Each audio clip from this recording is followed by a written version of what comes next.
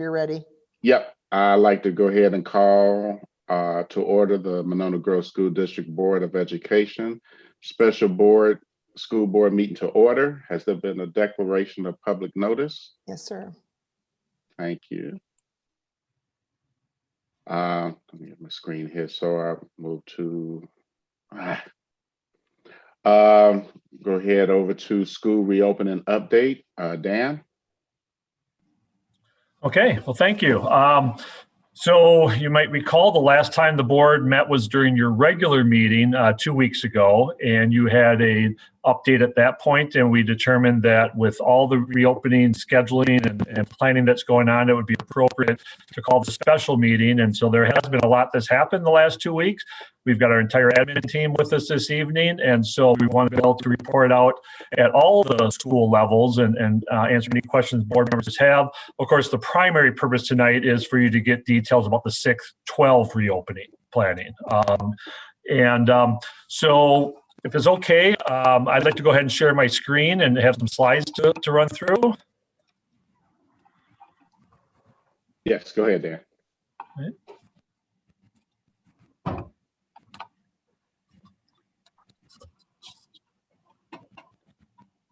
Okay. All right, and so I'm going to talk very little tonight. We're going to let the principals do most of the talking, but again, like I said, we have the whole team here that we can answer any questions you have. So tonight, what I'd like to start with is give a short update on where we're at with the vaccine, and then break up our presentation into 3 groups. Of course, the 4K2 opened up on Monday. 3-5 is set to open up on February 8th, and then 6-12 March 15th. And so we'd like to break it into those 3 categories. And then we also like to give an update on how our athletics and activities are going this evening. I will say that we would like to make a slight adjustment in the order in that Mr. Schreiner does have a meeting with his coaches coming up at 6 o'clock. And so we'd like to move him up after the elementary piece before we get into the 6-12, which is a major portion of tonight's presentation. So with regard to the vaccine, okay, board members, I shared some information with you previously, what we knew at the time. So this is just kind of a reminder that we did get an announcement just yesterday, okay, that DHH, which is the Department of Health Services, that's a statewide department, did confirm that all school staff will be part of the priority in Tier 1B. So as a reminder, we are currently in Tier 1A. That's all our healthcare professionals around the state. And for the school, that's a limited number of staff members, but it's our healthcare professional or nurses, those that help provide support, to the health rooms, as well as some special ed teachers and special education assistants that are eligible. I will say, at this point, all of our Tier 1A eligible employees have received at least their first dose of the vaccine and are scheduled for their second. Hey, Dan, quick question. Since the students are back in the hybrid model for K2, and we have some our students with disabilities in the classroom, wouldn't those teachers also qualify as Tier 1A now? Yeah, unfortunately, you're not. It has to be specifically teachers who are special education teachers. And I don't know if there's any additional detail, Mr. Sean, with that. I mean, I think it's pretty straightforward that in the criteria. So the criteria is cross-categorical teachers. So they're not giving any. It's the way that it's labeled is the problem. Yeah. And I will say this, that we've had when we came up with the clarification on the guidelines that special education teachers were eligible, we've had those conversations with the folks from public health about what that definition means, and it's still a little bit of a gray area. And so we certainly have been interpreted it very, I'll use the term liberally, to include as many staff members as possible. So that's something that we'll continue to do. There's any way at all that we can get staff members in eligibility, we'll continue to do so. Okay, thank you. Sure. So at this point, then, what we're working on and waiting to hear additional information on is really the specific plan about how we're going to receive the vaccine. Okay, and so we know that in Wisconsin, the amount of vaccine that's been allocated to the state has not kept up with demand. DHS, as a state agency, determines on a weekly basis how it's distributed through the various counties in the state and other healthcare providers who are providing the vaccine. And so that's something that, again, we're hoping that will pick up in the future. So how does that impact us directly here in Monona Grove? How do we get the vaccine to our employees? And so we have several different ways of doing that. Right now in the Tier 1A, because in particular in Dane County, that there are so many, a large number of healthcare employees that every healthcare provider is getting, vaccinations for their employees, the hospitals and clinics and so on. And then public health department as a separate entity for anyone else that's not able to work through their providers. So thus far, we've used SSM, or Dean. We've used UW and also, directly through public health and whomever we have available first. And so we're in direct contact with those providers. So moving ahead to 1B for the rest of our employees will be whoever has the vaccine available for us first. We'll get that sent to our information employees and get them vaccinated. What we don't know is whether it will be given to us in, in increments, or whether we'll have it available for all employees at the same time.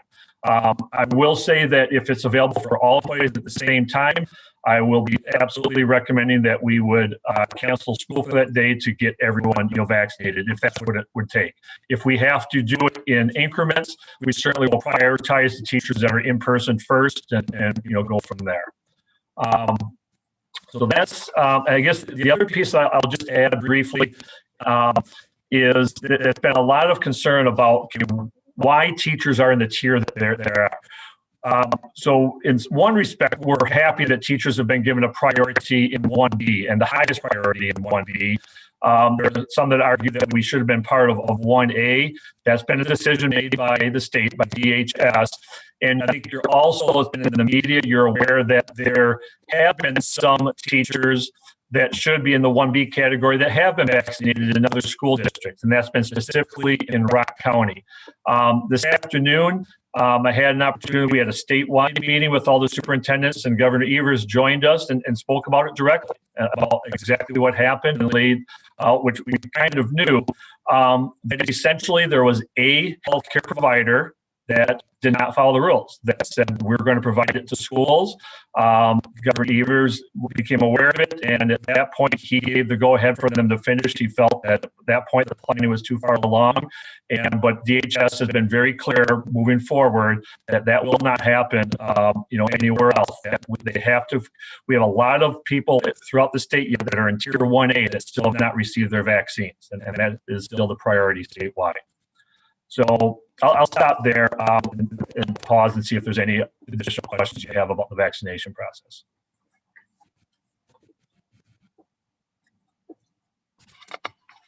Not so much a question, but it might help to switch over to your headphones, Dan. We're getting a little bit of feedback.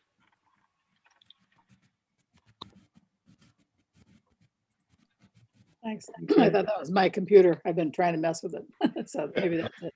Yeah. I was just scrolling around. I didn't see any questions, Dan, so you can go ahead and move on. Okay.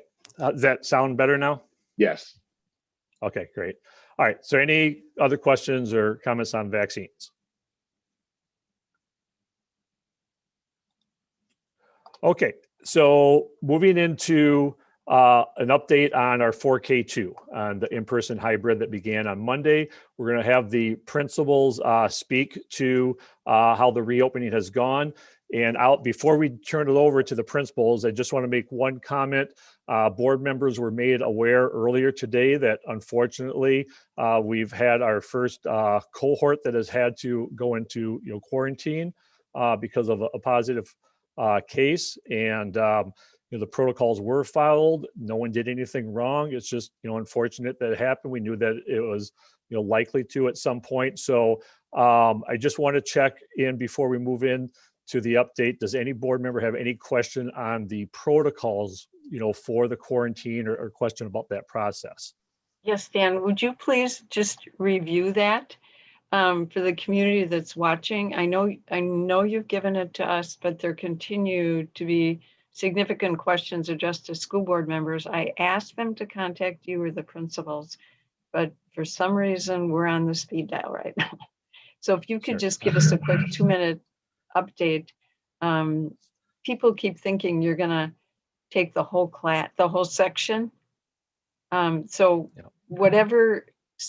if you have one student, this is what happens. If you have one teacher, I'm guessing that's going to be different. This is what happens. If you would just do that real quickly. Yeah, I'll start, and then if there's additional explanation that's needed, Sean Bielmeyer and Krista Foster work directly with our nurses, and they have all the specifics, but I'll give the general piece, and then they can chime in if there's additional questions. So we know that if we have a student or staff member, okay, who tests positive, anyone who is a close contact with that person, and that's determined through our contact tracing, anyone that's a close contact, of course, needs to quarantine for up to 14 days.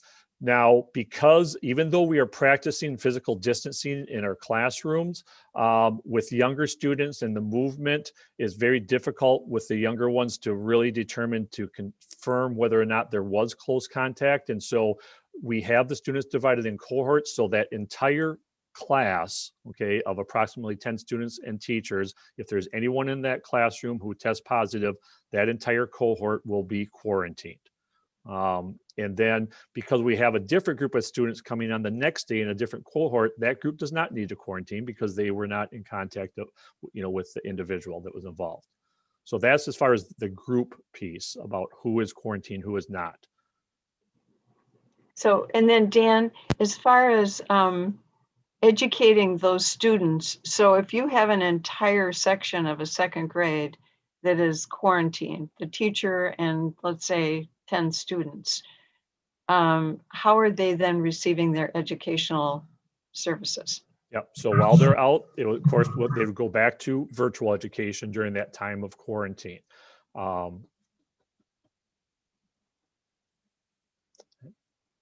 So, and I guess I can even add to that. And then the other cohort who is not quarantined, that is in person, okay, we will have a substitute teacher, or and depending on the availability of the teacher who is quarantined, if they can be delivering that instruction virtually, they would work with that substitute to provide the in-person instruction as well, with the teacher, being working remotely and the in-house substitute. So there really would be 2 adults with it. Okay, so Dan, if you quarantined a section of second grade in cohort A, and that included the teacher, cohort B, who would be receiving the in-person from that quarantined teacher on Tuesday, would be taught at that time by a substitute in person. Correct, and possibly with additional support from the quarantine teacher remoting into that classroom. Okay, like remote. Yeah. Virtual, okay. Yeah. Yep. Okay, I'm going to pause and just make sure that, Sean, Krista, did I say anything that maybe was incorrect or needs clarifying? No, I think you covered it. I mean, I think people maybe saw the study that was shared yesterday that quarantining is a pretty high level factor in the schools that have been able to stay open. So, Dan explained kind of the rationale there, but it's unfortunate it happened day 1, but at least we were ready with a plan.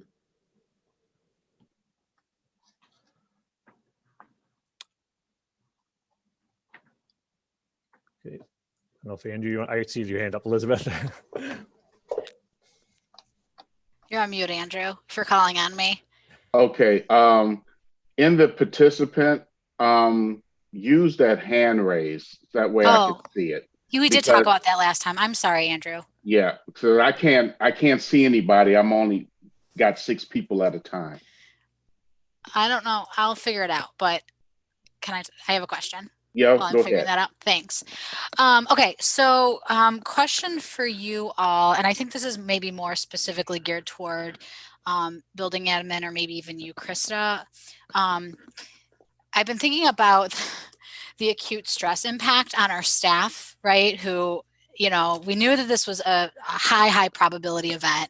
Happens literally the first and only day that we've been open, right? And thinking about kind of like what feelings that may, have on our staff, right? That are still there and present, and that, kind of the anxieties there that might be resurfacing. Curious about if you've talked about any strategies around kind of stress management, stress reduction, coping for our staff that are like going to go back into school now tomorrow, knowing that we had our first exposure sort of right out of the gate.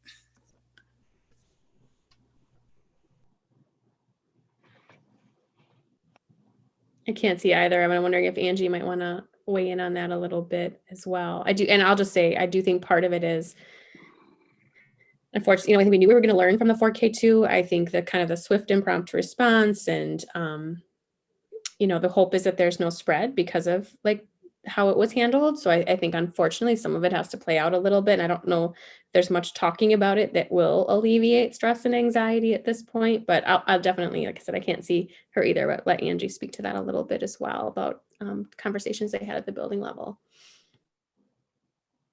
Yeah. So today is a planning day and a deep cleaning day, so there wasn't as many staff in the building.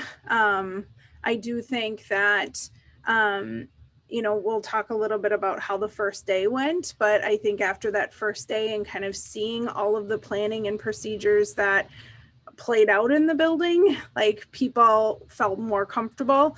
Obviously this is gonna, raise the levels, right? So it is a roller coaster of like, okay, we're doing good. Okay, yep, we had a case, but we did have a plan in place.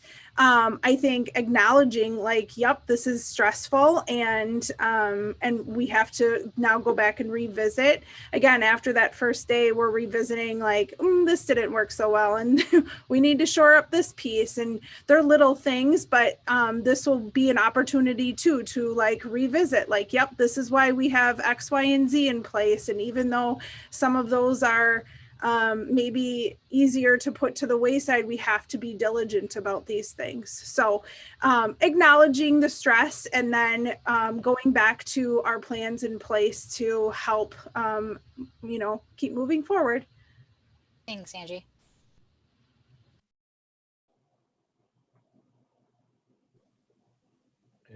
Andrew, I got a question. Okay, go ahead. There. I raised my hand. Yeah, all right, good. So I guess this is to Angie or Dan. I know that, we're limited because of HIPAA and everything on the type of information we can give out related to the case and all that. But do we know right now if the safety precautions that were put in place stopped will we know, or when will we know if it stopped the spread, meaning that it was one case and only one case? Is that when will we know that information? 10 days. Yeah. 10 days? 10 days. Yeah, what I can tell you is that we are confident that all the protocols were followed properly. And so then I think part of it is anyone who's under quarantine is monitoring for symptoms. And that's what Susan alluded to with the 10 days. So, and Eric, it's so interesting because that's such a good question.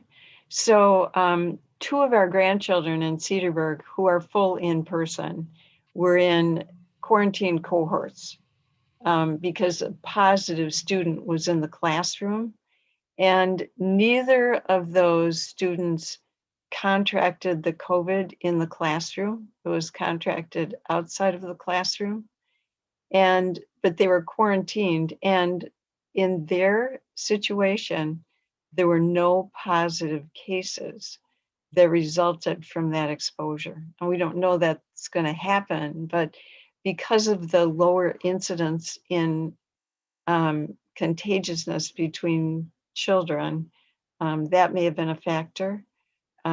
We also had 2 grandchildren in Iowa City with a very similar situation.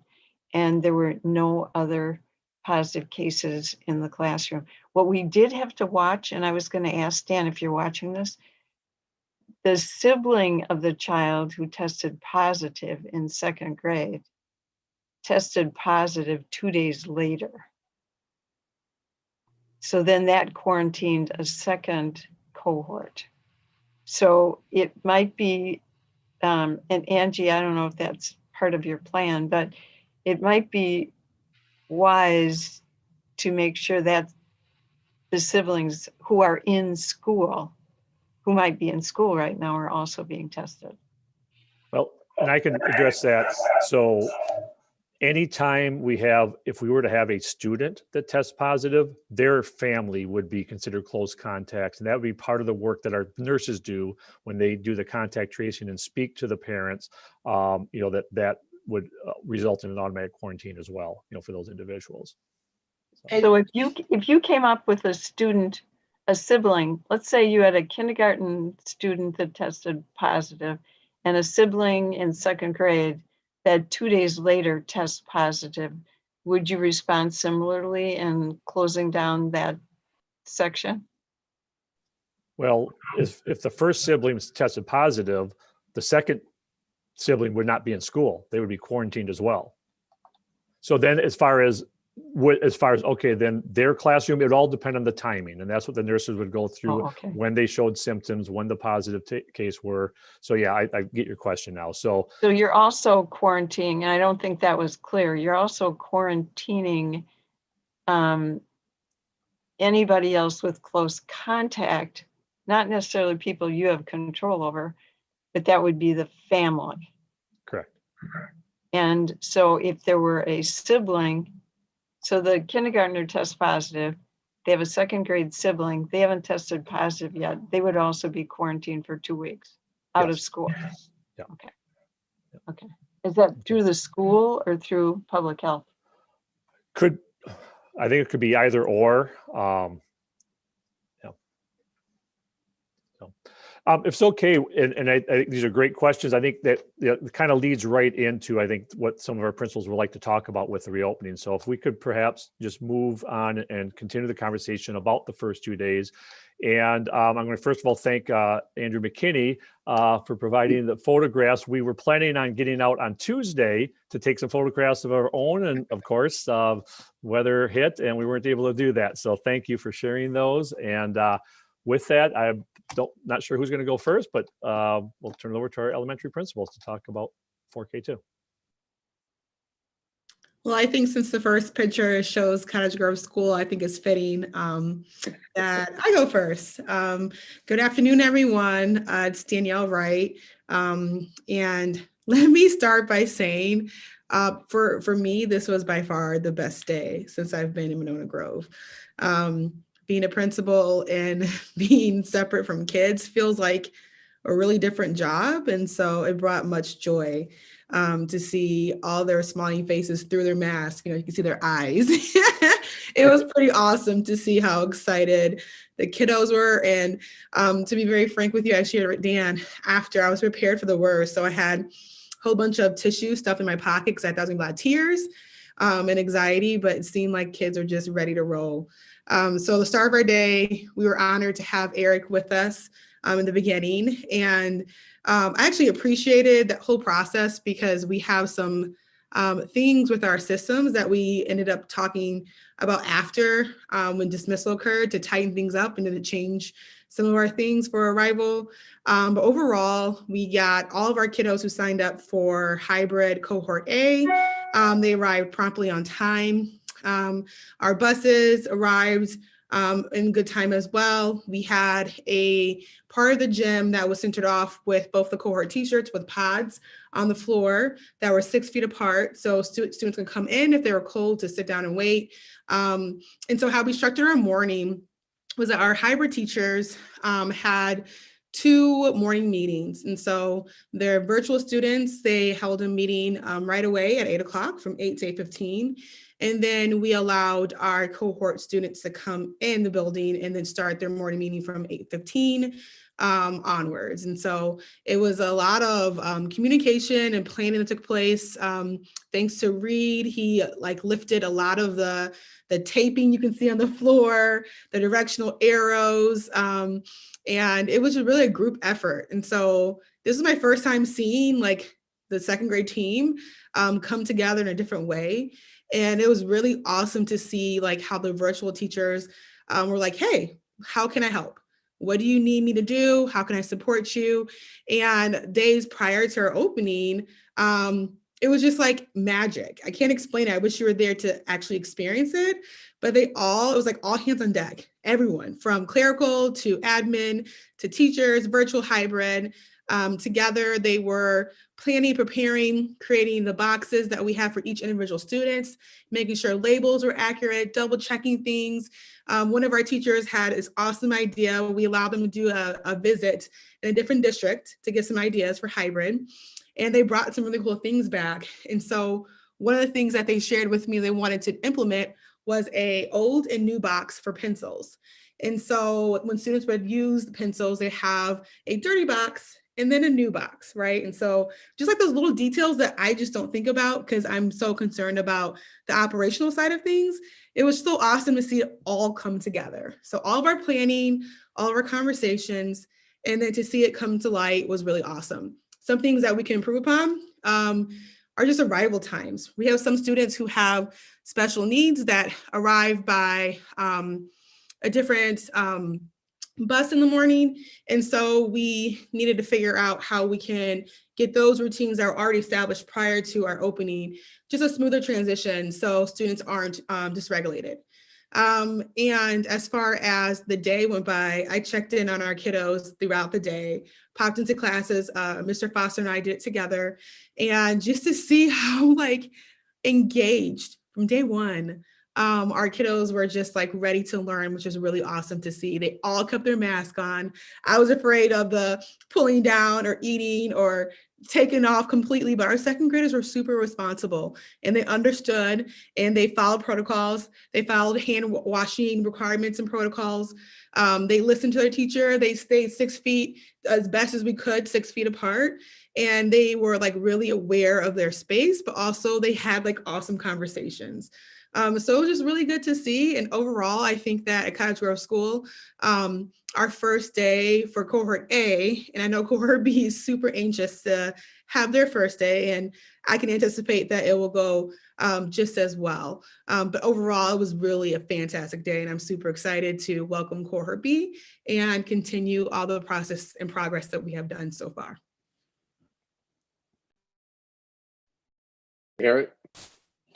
Well, I just want to say I was there and thank you, Danielle. I thought you did a fantastic job. Especially really enjoyed seeing your enthusiasm and excitement. And all the students were seemed very excited to be back. And I want to give a special thank you for our staff and teachers too, because I know it was a brave first step, but I hope that seeing the reaction from the students made it all worthwhile. So really appreciate all the work everybody put into it. Yeah, same here. I mean, I won't add too much to Eric. It was just great taking those pictures to put out there to show proof how this can work and how we and using the protocols. And I think that 3 through 5 and then 6 through 12 is going to even be better. So good job, everybody. Okay, I'll stop the share for a second. There's no other slides, but just we'll let Connie talk a little bit about Taylor Prairie. Yeah, the one picture I think that was on there was one of the rooms that we've used for our lunchroom. So as you saw, we had, the taped off areas. The kids have their own lunch table, and they are really doing a great job, I think, with following all the different protocols that we have. We have their names on the tables, so they know exactly where they'll go each day. And most of the kids actually are taking advantage of the school lunch program, which is great. So we have many kids getting lunch from school. We, just like Danielle, have, really been working long long time on the protocols, and it was awesome to see it all get implemented on Monday. We are also, like Cottage Grove, all hands on deck. We had certain staff meeting kids out front, having them come in, other staff reminding them to do the hand sanitizer, helping them down the halls and finding their classrooms. And once they are down in the room, the teachers are taking over, and morning breakfast starts. And so the kids are really learning so many new routines throughout their day. At the end of the day, again, it's all hands on deck. We are using our cafeteria. We have 40 spots on the floor, 6 feet apart, where kids are waiting, and we're radioing when their car comes so that they can walk out. Lunch and recess, kind of that mid part of the day, are certainly a great time to work on a lot of different protocols as far as entering into the lunchroom, a lot of hand washing. And it's really kind of a nice time. We're really taking advantage of the small group of kids, especially during that lunch period, where you can really work on various skills and building that sense of community. One of the classrooms, I know when I walked by, they were learning about each other's families, and I think teachers, the educational assistants who are in there will probably read stories to them and just have it more of an intimate type of a learning time for kids. I'm very proud of the staff at Taylor Prairie. They've worked really hard, and they were so excited. I told Andrew, one of the teachers said, "This is the best day ever," and she's just kind of hearing down the hall that she was so excited to actually have kids again in her classroom. So that was kind of fun to see. We, have, I think, some little tweaks to do as far as maybe having different people at different places, like our custodians, as far as like helping in the lunchrooms to clean up. It's just a few minutes of timing that we need to work out, but overall, I'd say it went really well. And like Danielle, the best part is really seeing the smiles in the eyes of the kids being back at school. We probably one thing we need to continue to work on is maybe airplane arms with kids, so that they understand, like, if your arm is touching somebody else's, then you're closer than you need to be. But one day, and we'll take each day one day at a time, but overall they did an awesome job, and we look forward to seeing cohort B on Friday and definitely cohort A again tomorrow. Yeah. Thanks, Connie. It was nice to be there, and a couple of staff members have reached out and said they had a wonderful time. They were scared, but then the ease of just being there and getting things, acclimated and stuff. So unfortunately, I couldn't make it out to Winnequa. Had other things, but I would go ahead and let Angie talk now. Yeah, thanks. I think, our experience was very similar to Cottage Grove and Taylor Prairie. Our arrival, it was just awesome seeing the kids arrive with their smiling eyes behind masks right away in the morning. I think both arrival and dismissal went very smoothly. We had name tags so that we knew where those little kids were going right to start the morning and got them all to their same place. Dan joined us for our arrival and watched all those little ones march in the door. And I think, we had so much planning, and the teachers did so much preparation to make all of these procedures. And, like the other principals have, just cannot say enough about the hard work that went into this from our staff to really make this successful. We are in the cafeteria at Winnequa and have a seating chart for all of the students. So again, all hands on deck. It was getting them to their assigned spots. And they did so well with it. Still conversation, much quieter of 30 kids in the cafeteria versus the 200 that we usually have in there. Everybody who walked in was like, it's so quiet, which is not the norm for an elementary cafeteria for sure. But that piece went very smoothly. Again, lots of kids utilizing the school lunches at Winnequa as well, which is awesome to see. I think there was lots of comments from staff around how well the kids did with their masks all day. And, you know, it was for young kids all day with a mask with only that recess break. They did a really nice job with that. We too have some small adjustments to make of the in and out locations for recess and lunch. Looking at that morning hand sanitizer congestion when they come in with their gloves on and then look at you like, what do I do with these?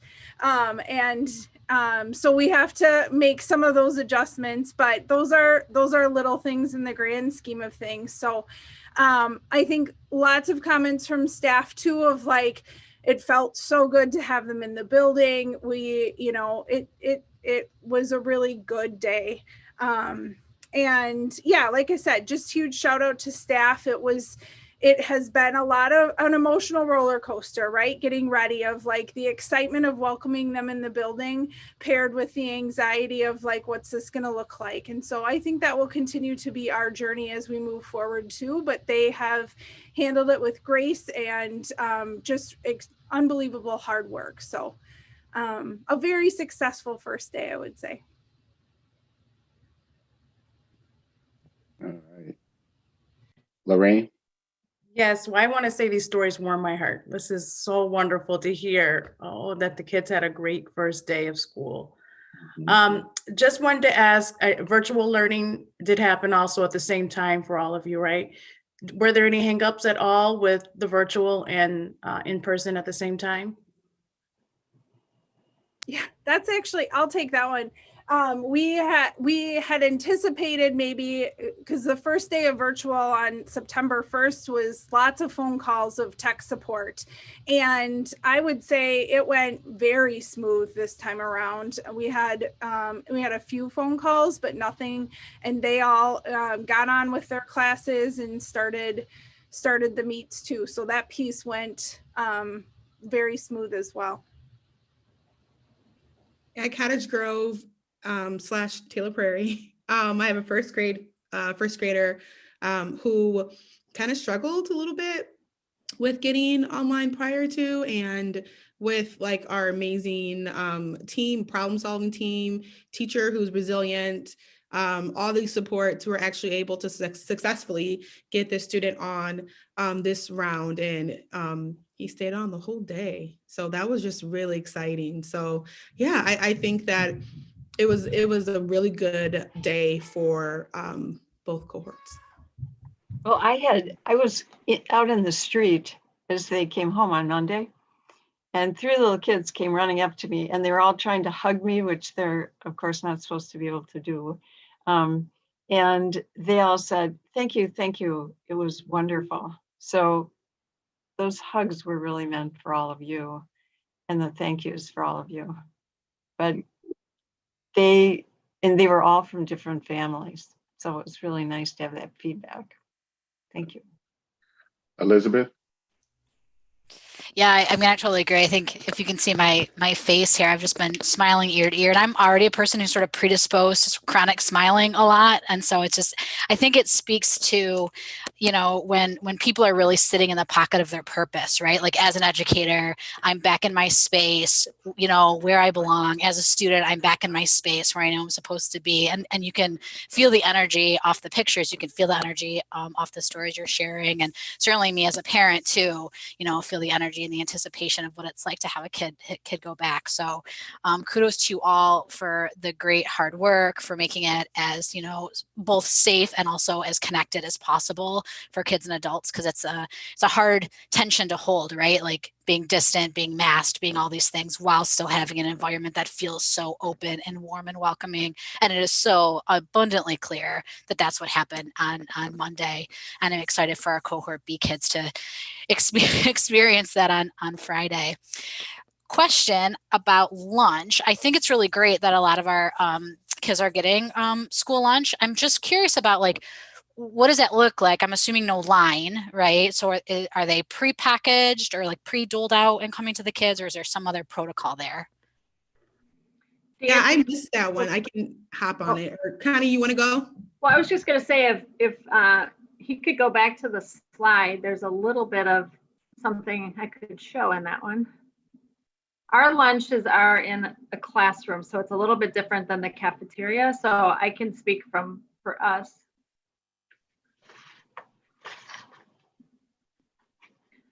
So if you see in the middle there, there's a cart.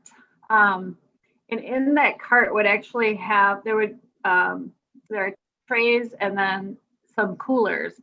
So inside were pre-wrapped, it was hot dogs. So we had hot dogs, and then in a bag were some fries. And so then they were placed on the students' trays. And then there's milk also in one of the coolers. So everything is like prepackaged. Ketchup was in its own little container. Nothing really too hard for kids to open. And then they were able to eat fairly quickly. So our students sit down, the trays are put by them, and then they kind of come around like with food on a cart, and then give it to the children. So that's how for Taylor Prairie it works. It's probably a little different at the other two schools. Thanks for showing that, Dan. Angie or Danielle?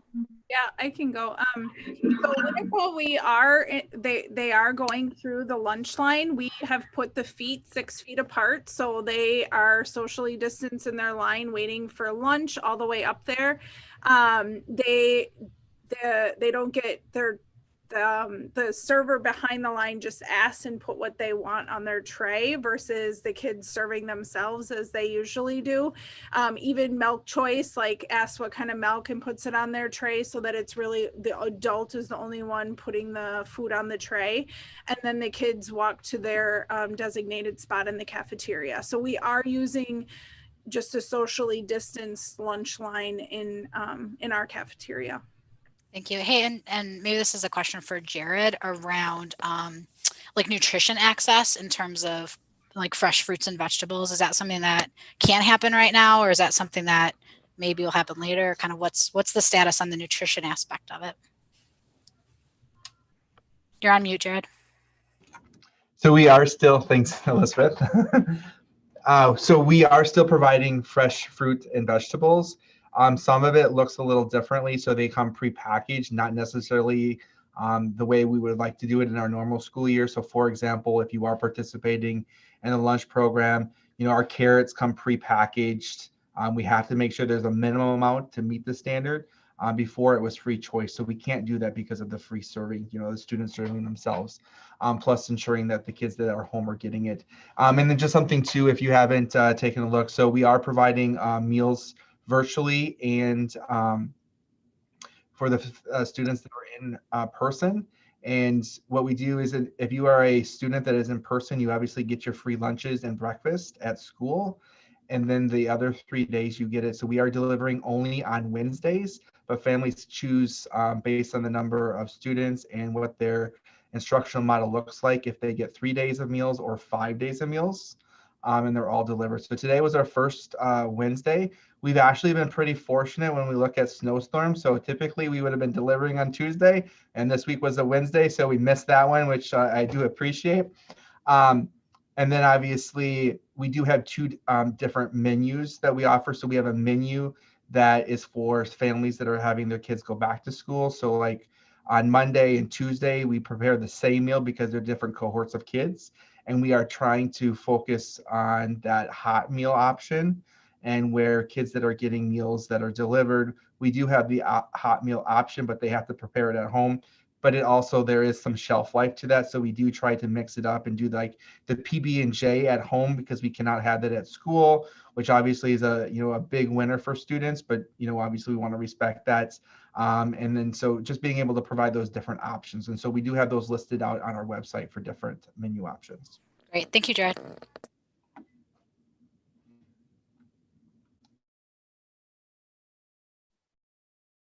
Okay, I'm not seeing any more questions. Go ahead, Dan, we can go ahead and. Okay, so I mentioned Mr. Schreiner's got another commitment at 6 o'clock with his coaches. So we did want to give you at least a brief update today, and he has some information to share with you, data there on the slide. So even if we run short of time on questions tonight, we are going to have Jeff back on the agenda at your next meeting on February 10th. So we can have an opportunity, you know, to answer those questions then, and we'll be talking more about the alternative fall and spring sports. So with that, we've got about 10, 12 minutes here with Jeff. I'll turn it over to you and bring the athletic slides up.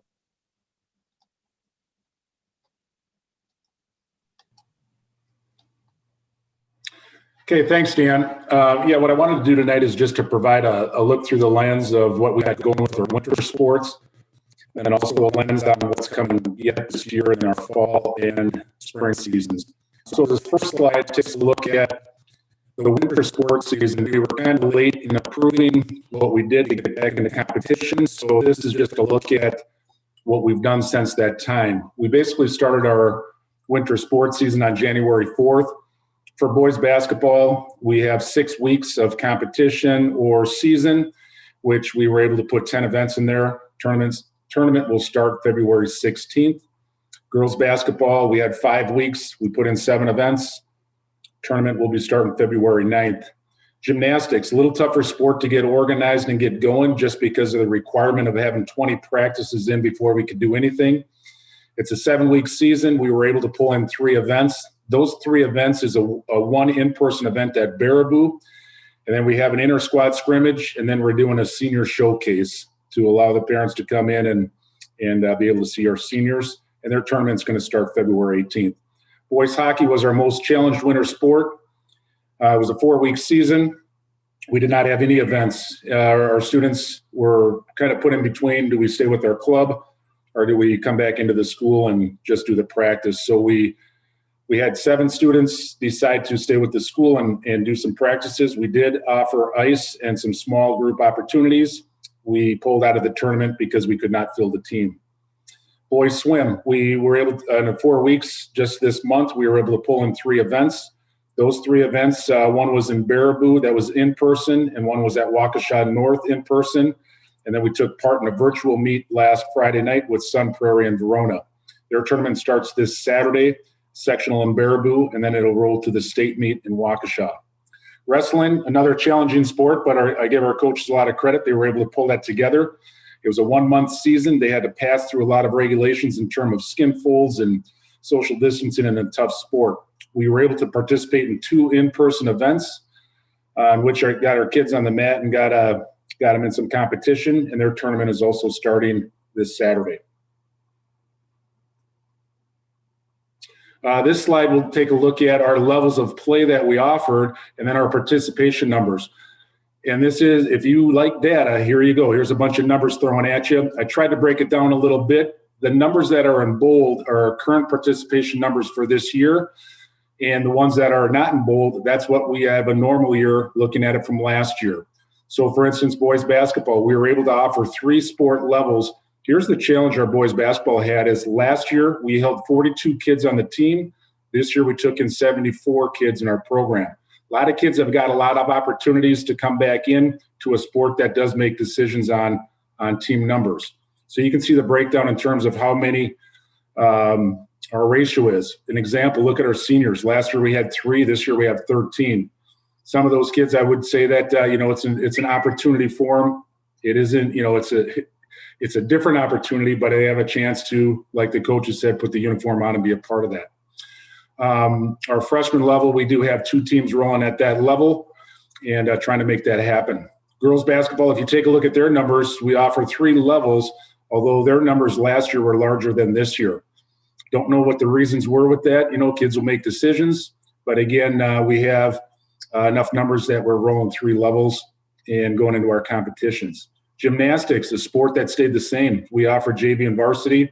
If you look at the numbers there and you take a look at our freshman level, we brought in a good group of freshmen. We jumped 3 students there to 6. Boys hockey, like I said, we only offered small groups. We have strong numbers in our boys hockey program, but this doesn't reflect the challenge that they were in with club or school program with the way the season rolled out. Girls hockey, from what we have larger numbers in our girls hockey program, but again, those students decided to skate with their club team instead of the school program this year, so we'll see larger numbers coming in next year. Boys swim, we offered JV and varsity. This year we had 18, last year we had 16, so that number grew, and we were able to get them in some competition, get our seniors some times that can reflect going to the next level, but then also the other kids on the team to stay in competition. Swimming is a tough sport. It just doesn't happen in 4 weeks. They usually take 16 weeks to get their tapers and get their stamina up to speed to participate in the tournaments. So some kids, it's not the same type of field, but it was what the best we could do. And then our wrestling, our numbers were down this year. We had some kids just opt out just because of the uncertainty with things. Can't fault anyone with that. But again, like I said, our coaches are doing a great job to try to still get our numbers up in that sport and to try to provide as much opportunity as they can for our kids. Now that's the winter season. Any questions coming out of the winter season?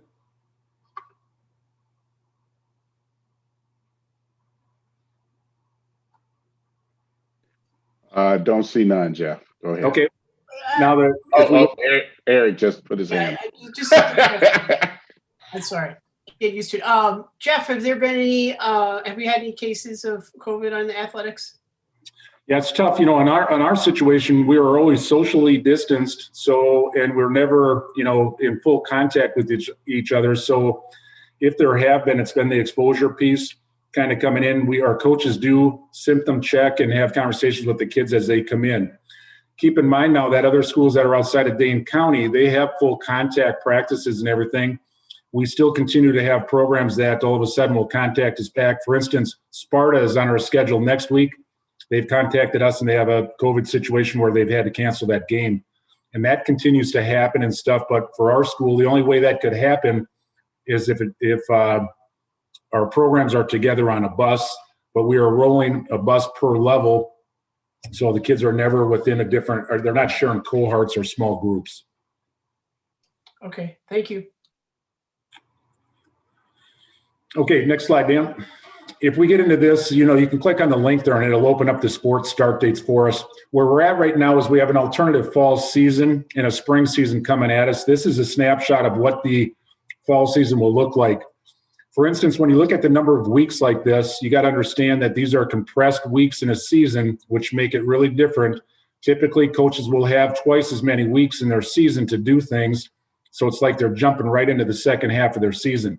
That is real tough to find your team, get it in place, have a positive experience, and then participate in anything at the end of it. It happens real fast, and the balance is hard sometimes for coaches to find that, let alone the kids to come in, and there's just not a lot of time with it. These schedules are set. We set those when we moved it from the fall to the alternative fall, but they're not finalized yet. And the reason they're not finalized yet is because we are uncertain as far as what we're going to be able to do in Dane County, which has a huge impact on a lot of schools that still have to do this alternative fall season. So athletic directors, we have a meeting tomorrow to review all these schedules again. We are looking outside of Dane County to reserve facilities, but then also take a look at the best interest that we can do.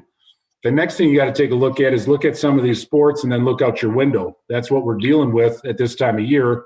That is untypical for these sports. So that challenge is there too.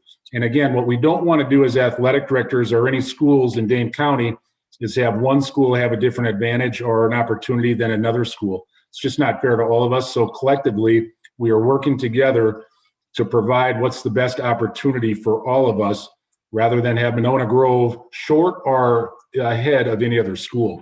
That in itself presents an interesting challenge that lies ahead of us, and we will start to see some of our families and students and others start to pick up on where are we going with these. So there are some uncertain times, and it's not like we're waiting or hanging back not to address those, but we're working on them pretty much daily and trying to do and figure out what's in the best interest for our kids there. But you can take a look at it. We got a lot of offerings, different levels of offerings like that. This registration window is open right now, and we're trying to, that's Sun Prairie right now, probably calling me about this alt season. Anyway, we're trying to do the best we can with collecting our numbers right now and trying to program our coaches.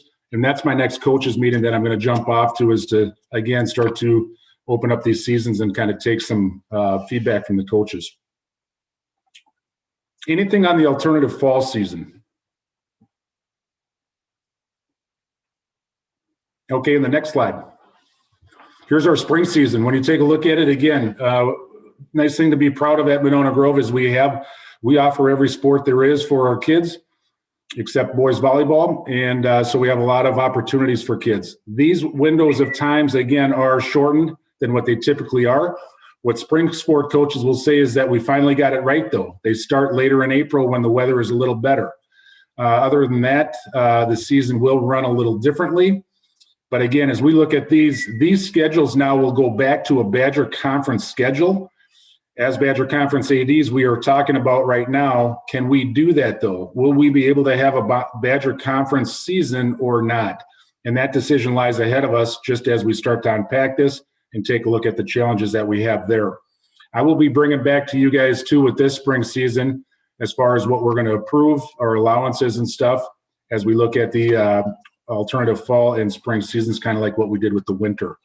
But again, this registration window will open March 1. We can't open both windows at the same time, so we got to give it a little break in between.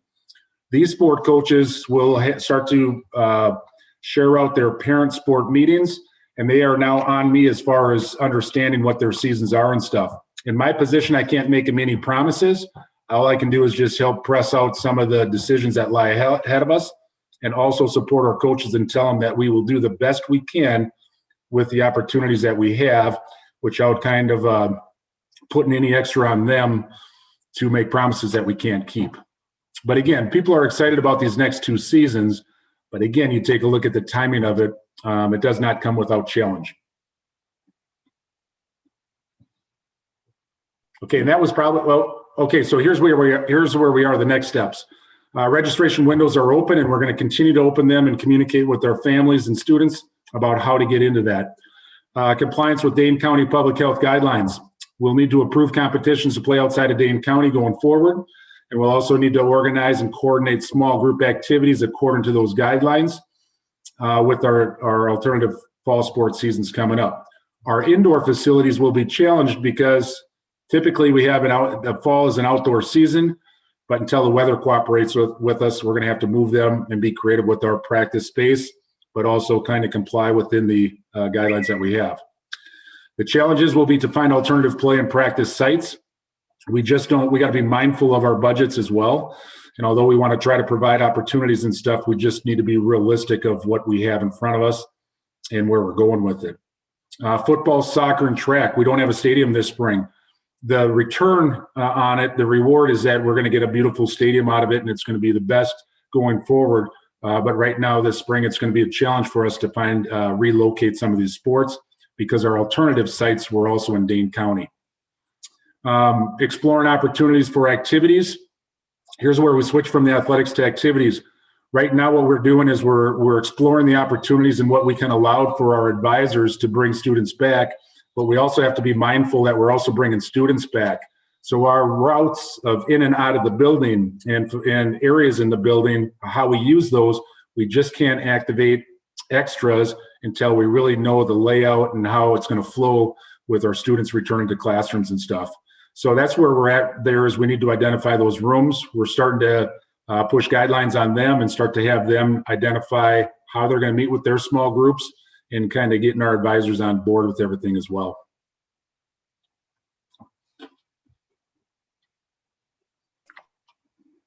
All right. Was there any questions for Jeff? I just had a quick question for you, Jeff. I know you got to go. Okay.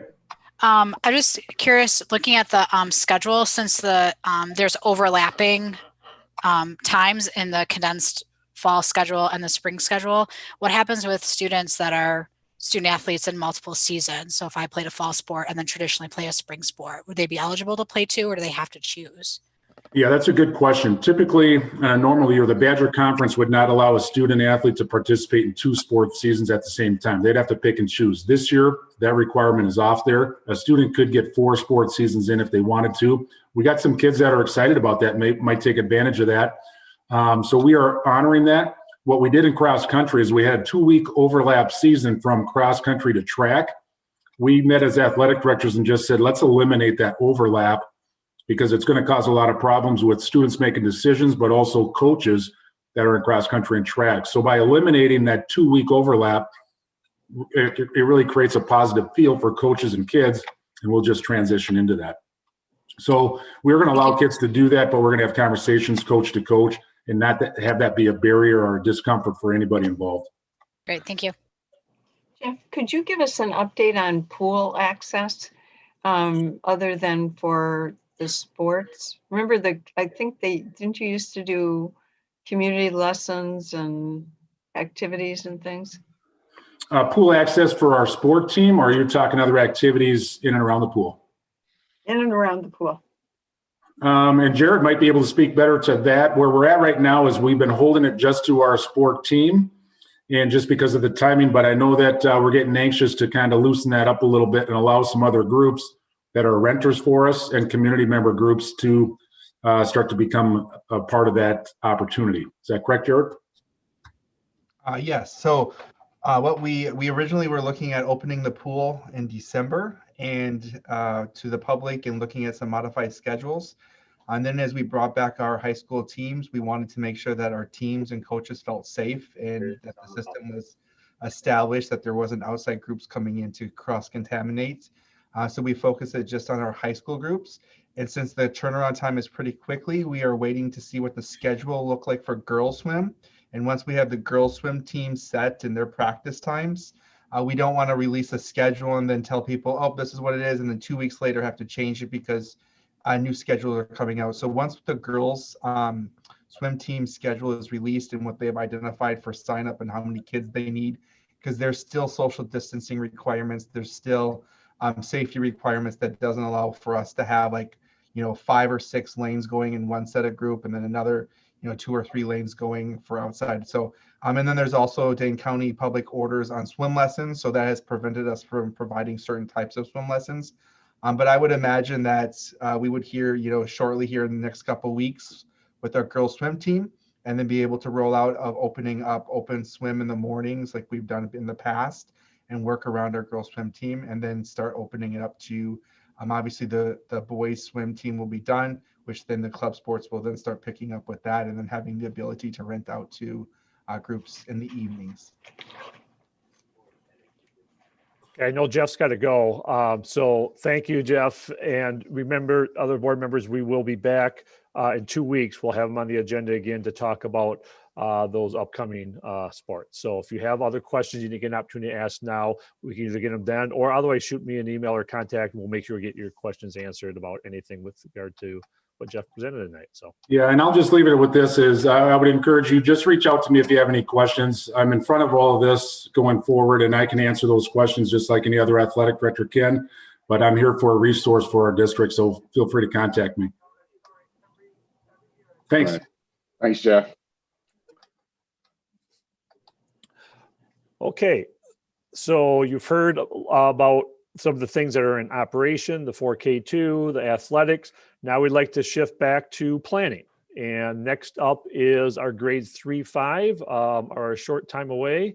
So I'm going to pull back our screen here again. And I've got a couple of things that I'll share out, and then we'll again turn it over to our principals.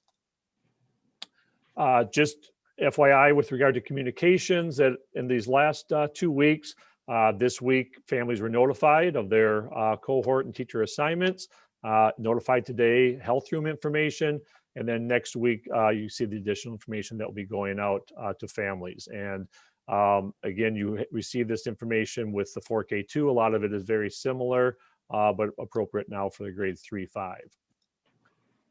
And are you going to also copy that to the board? the parent letter. Sometimes we're very good about it and sometimes we aren't. Can we just make sure we see the copy? Sure. Okay. Okay. Enrollment, and I also shared with the board the more detailed, by building and by grade level and so on. But for our 3-5 enrollment, with our family choice, about 47% of our students chose to go into the hybrid model, and about 53% to remain with the virtual. Broken down as far as number of class sections then at Winnequa, you see that we'll have 2 hybrid sections in person at each of the grade levels. And then you see what we have for the virtual, very similar to what we had for the 4K2. And then at Cottage Grove and Glacial Drumlin, our 3rd, 4th, and 5th grade, you see 4 hybrid, 3 virtual, 3 and 3, 4 and 3. So that's the data that we have. Oops. Dan, could you just mention, as you put that slide up, for the 5th graders at, okay, so the 5th graders at Glacial Drumlin, what's the breakout for that? So there are 7 sections. So 4 will be hybrid, 3 will be virtual. Okay.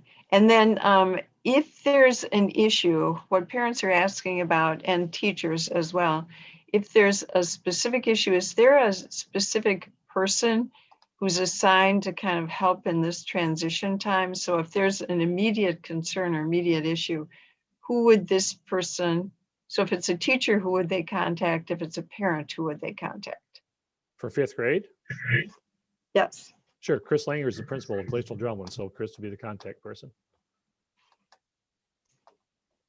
And okay, so there isn't a more hands-on, I mean. Yeah, I mean, okay. it's as always. I'm sorry, Susan. I'm not sure I understand the question. I mean, if I think I got a question from a teacher who had sent a question in to administration about the start time, and the response was, again, because you have this 5th grade that's sitting in this 6-8 building, it was, oh, I forgot they're starting sooner. I mean, that's just a comment that you would make. It's no big deal. I totally get that, Chris. But I just meant these kids are going to be back in the school. So the administration responsibility, and it'll be kind of nice without 6-8 in there, is going to remain the same. So if a teacher needs immediate help, they'll be looking for James or Chris, right? Yes. Okay. Okay. All right. So with that, before we jump into questions about the 3-5 reopening, again, you've been given a lot of information previously. It's the same instructional model as 4K2. Principals for 3-5, do you have any information you'd like to share with the board with updates before we take questions?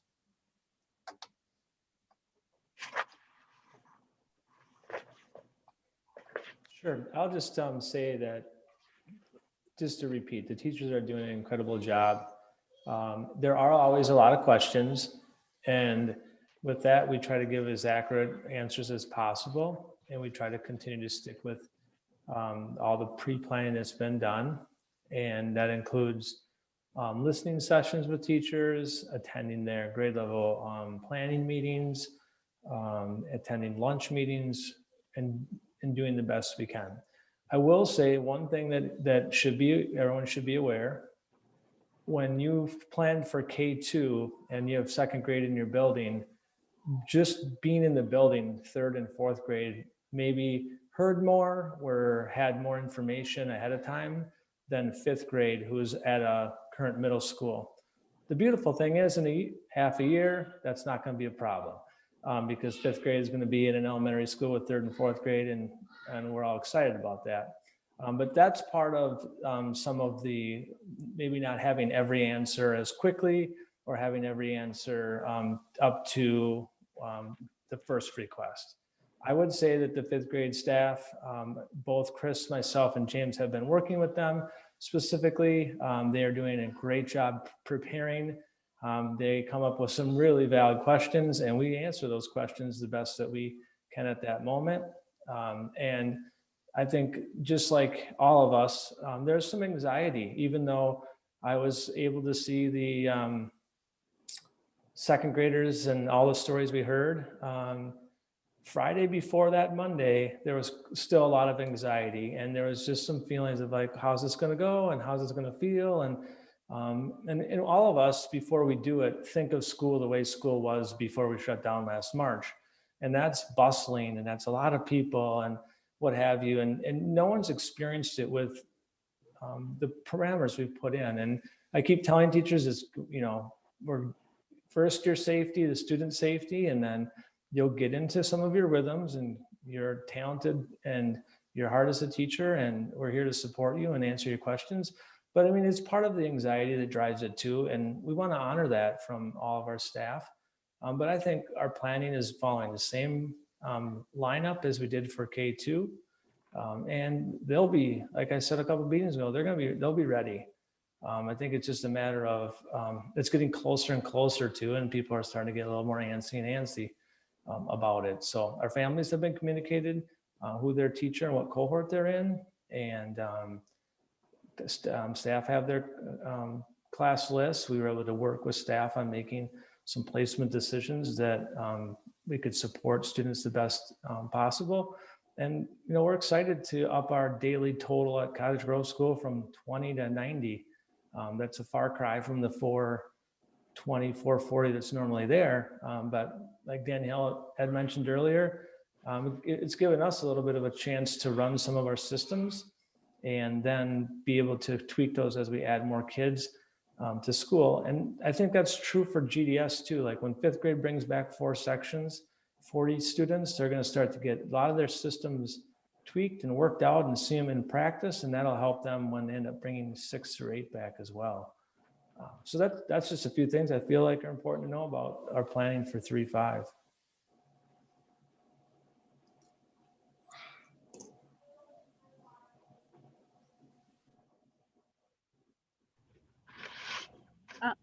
Go ahead, Chris. Yeah, I'll just add on to what Reed was saying too. Susan, I'm not exactly sure what you're speaking to. I think that some of the people in Reed's building have decided to meet with their virtual students at 8, and then meet with their face-to-face people at 8:30. That's something that hasn't been decided for the GDS 5th graders yet. So we're meeting about that tomorrow. I didn't know that some of Reed's people were doing that. So I intended on the same 8:30 start. That's what all the families have been communicated with. And that's what our staff has always been communicated, 8:30 to 2:30. That's our school times. So I agree though with Reed, like one of the areas that we underestimated was that because pre-K2 was involved in the planning, there's a lot of things that our 5th grade teachers have just been told this is the way it is, more so than been a part of the process. So it has been quick, like the turnaround from, like when we decided to open up pre-K2, there was a lot of time to plan and a lot of organization. And then we added on 3-5 because all that work was already finished. And unfortunately, the GDS 5th graders weren't, involved with a lot of that. So as far as being hands-on, James and I and Nate are in the building almost every day of the week. So, and me, James and Nate and Reed have all been working with our 5th grade team. We're also working with 6 through 8. So I think that we're all there and we're willing to help, and we're in a lot of meetings. And they're doing a great job. There is a lot of stress and a lot of confusion over schedules because of related arts. And like I said in our last meeting together, our related arts staff is related arts staff that works with the 6-8 and is also somewhat shared at the high school. So it's a huge process with the scheduling piece.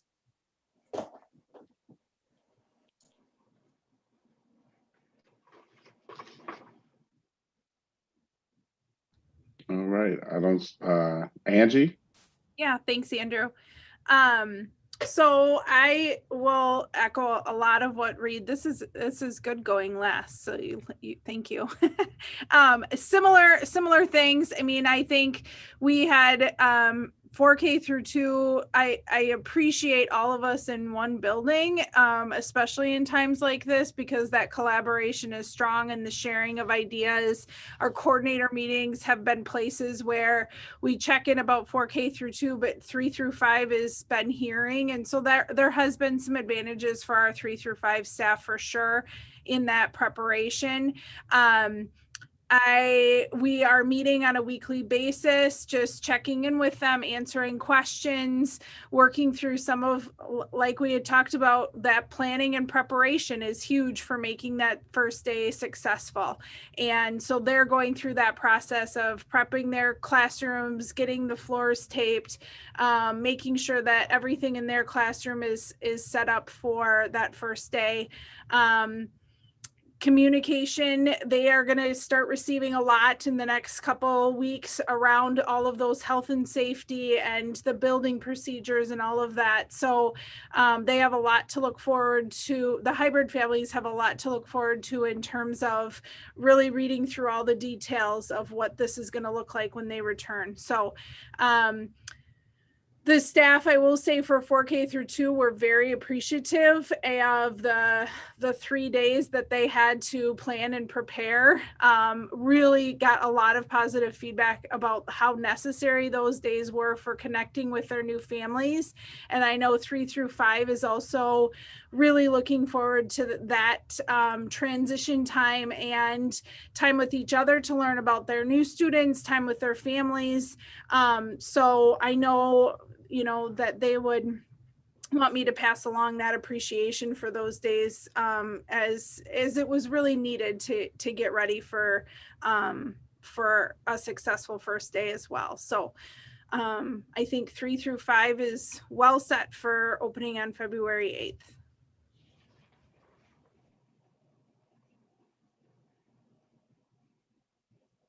All right, thank you, Angie. Dan? So yeah, at this point, if there's any questions from the board regarding the 3-5 reopening.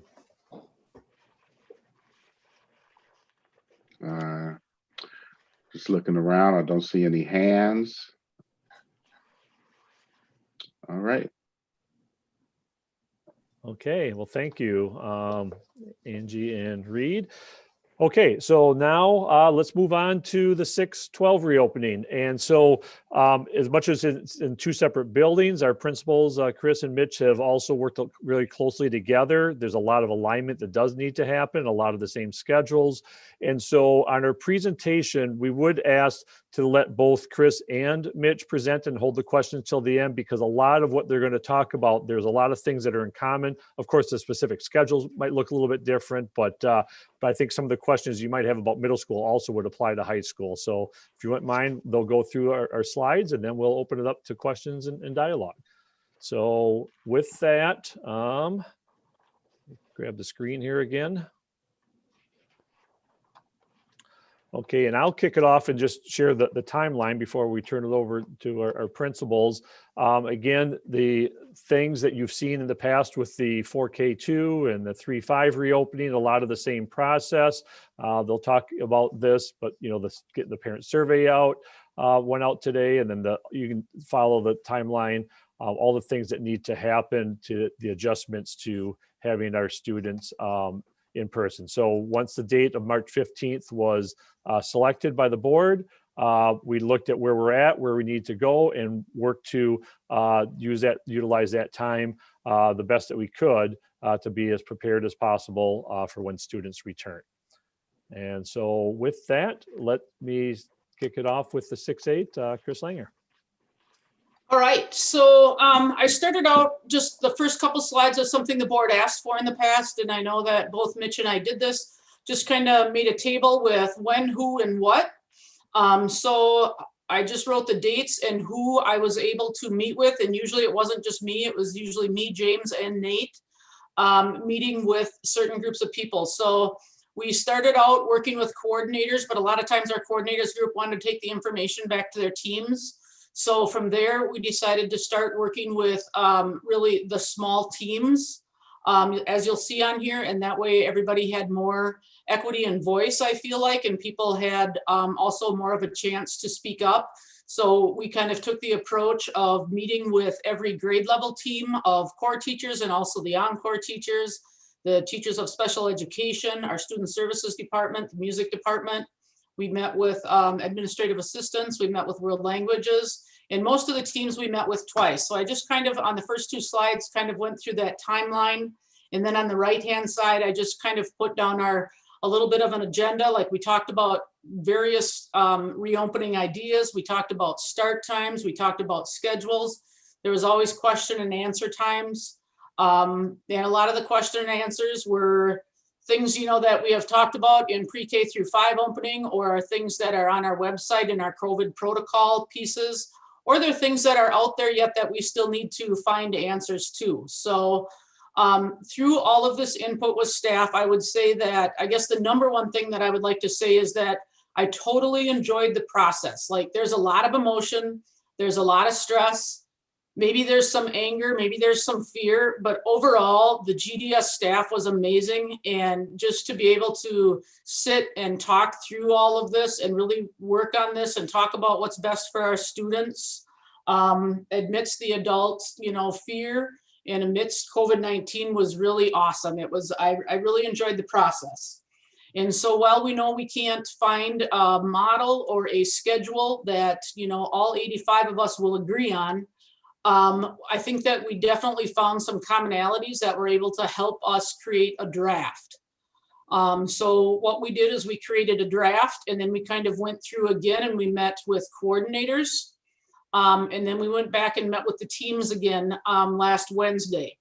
And then we did find a couple areas to tweak. And then tonight we came with a proposed schedule for GDS that I'll share with you in just a second here. So I just do want to share with you real quick from these meetings. Staff were looking at, anywhere from, from core and encore classes being anywhere from 50 minutes to 90 minutes, but the most, the area that they were most in agreement with was right on that 60-minute mark. Encore staff very much wanted the 60-minute mark. Encore included physical education.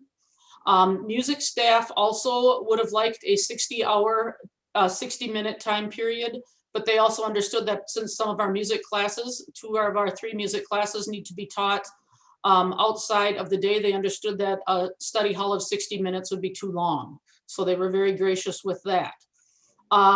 We had a lot of conversation around lunch and recess. Some people did not want to have lunch and recess, thought it might be too much, kids be too much together. And many others thought that the social emotional parts of lunch and recess would be very beneficial for our students. A lot of people also felt like a hot lunch for our students would be also very important. So we did take all of that into consideration as well when we created our schedule. So we are looking at doing a blue cohort and a silver cohort. That would be, and I'll explain these as we go in, and then that would be the cohorts that come into school for 2 days out of the week. And then the virtual embedded cohort would be the families that decide and choose to keep their students at home 100% of the time. And in the secondary, all 6 through 12, we will be using a concurrent teaching model where the students at home will be learning virtually, but concurrently with their teachers and their peers. So it's a different model, and it's in they will have interaction with their live teacher and peers, which I think is great. So just kind of a schedule at a glance for GDS would be, if you were in the blue cohort, you would come to school face-to-face on Monday and Tuesday. Wednesday would remain the same, where they would have advisory and then an asynchronous learning day. And then on Thursday and Friday, they would have embedded learning. Exact opposite for silver cohort. And then the red cohort would have embedded learning all week long, except for their asynchronous Wednesday, of course.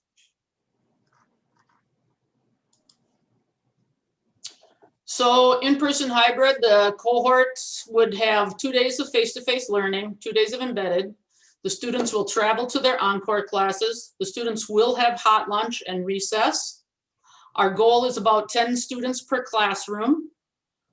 Students will be expected to wear a mask except while eating and when outside. 6 feet of social distancing always, including outside. Band and choir have to remain virtual and will remain virtual.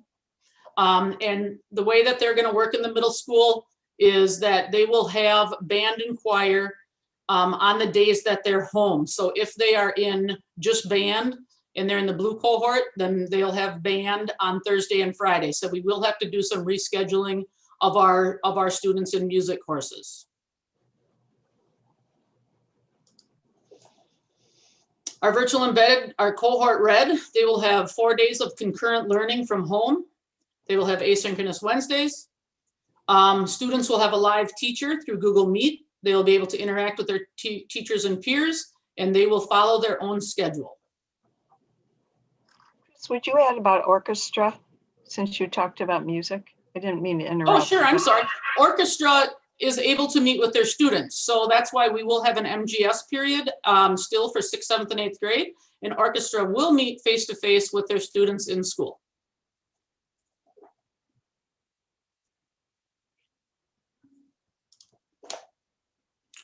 So here is the draft schedule of grades 6 through 8.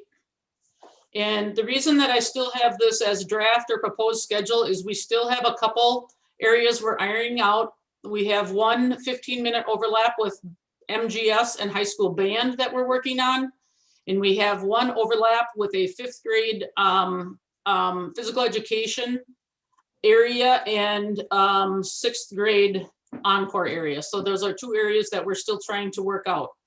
So if we just look down, if you just look down the 6th grade schedule, how it would work is our 6th graders would have advisory together, and then on A days, so like on the first day of the week, an A day, they would have their first core class.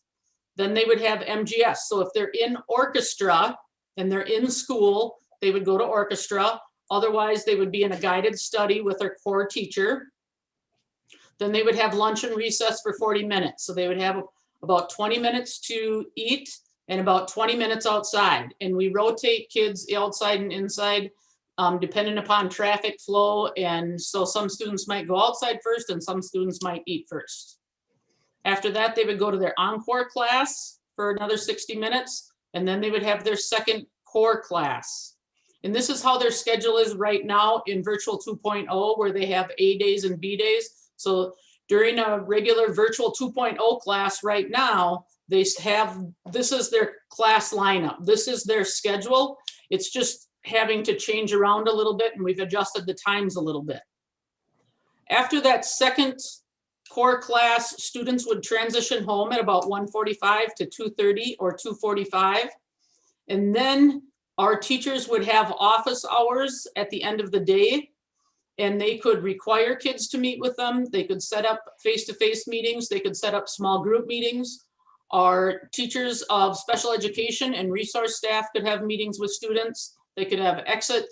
They could extend learning. They could do small group learning. And that would be for both students who are face-to-face as well as virtual. And so 7th and 8th have the same schedule. It's just messed around. And so that's the proposed schedule.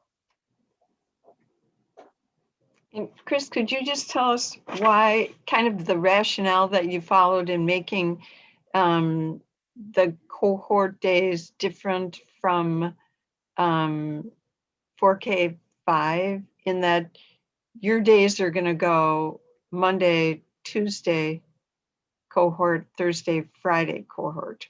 And parents were concerned because this is, if they have kids in the other grade levels, these schedules are going to be difficult. Yes, I can. Cover kids, okay. Yep, I sure can. We along with the high school have A days and B days. So when we teach on Mondays, we have A days, and on Tuesdays we have B days. And during the course of an A day and a B day, students receive all 4 of their core classes. So that's math, ELA, social studies, and science. If a student came on a Monday and a Thursday, and then a Tuesday and a Friday, that means they would have a math class on a Monday. They would not have math face-to-face again until the next Monday. So it would keep our teaching staff and our instruction as having a consistent pattern of having all 4 core classes and moving forward on the same A-B schedule. And I think that us sticking with the high school and using the same model as the high school is the right thing to do, since it's a secondary concurrent model. Okay, so Monday, Tuesday, and Thursday, Friday cohorts. Correct. And that's so that you have some consistency with the high school, even though this will be a significant change if this is maintained through September for the 5th graders going to 6th grade because of your current schedule, right?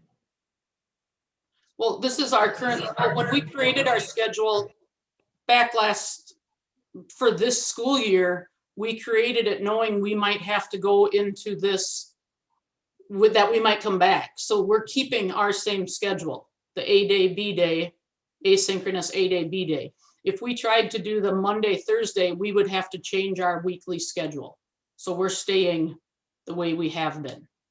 But one of the rationale pieces you used was students would have math on Monday and then they wouldn't have it again. Yeah, well, face to face. They're still going to have math on Monday, Tuesday, right? And they won't have it then for almost another week, right? They would have it on Monday, Thursday, but it would be a full week before face to face.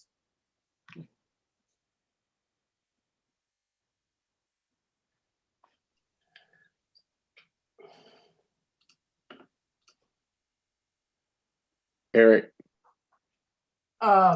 So Chris, I guess I'm just having a hard time processing it, the schedule, why it wouldn't be able to match up with K4 and to 5, but I don't want to, I guess my question would be, would it be possible for it to match up if like math, and I might not be understanding this correctly, but wouldn't math be able to be one of the asynchronous days or something like that, so that you could kind of shift some of the subject areas around to match to have a little more flexibility?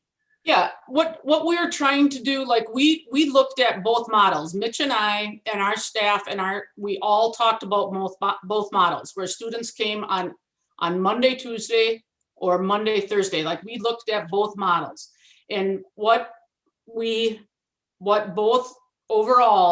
both staff picked was coming the 2 days in a row, so they would run their full schedule. They would have all 4 classes face to face, and it's also the same kids in school for 2 full days, and then you have the cleaning day, and then you have the second group come in.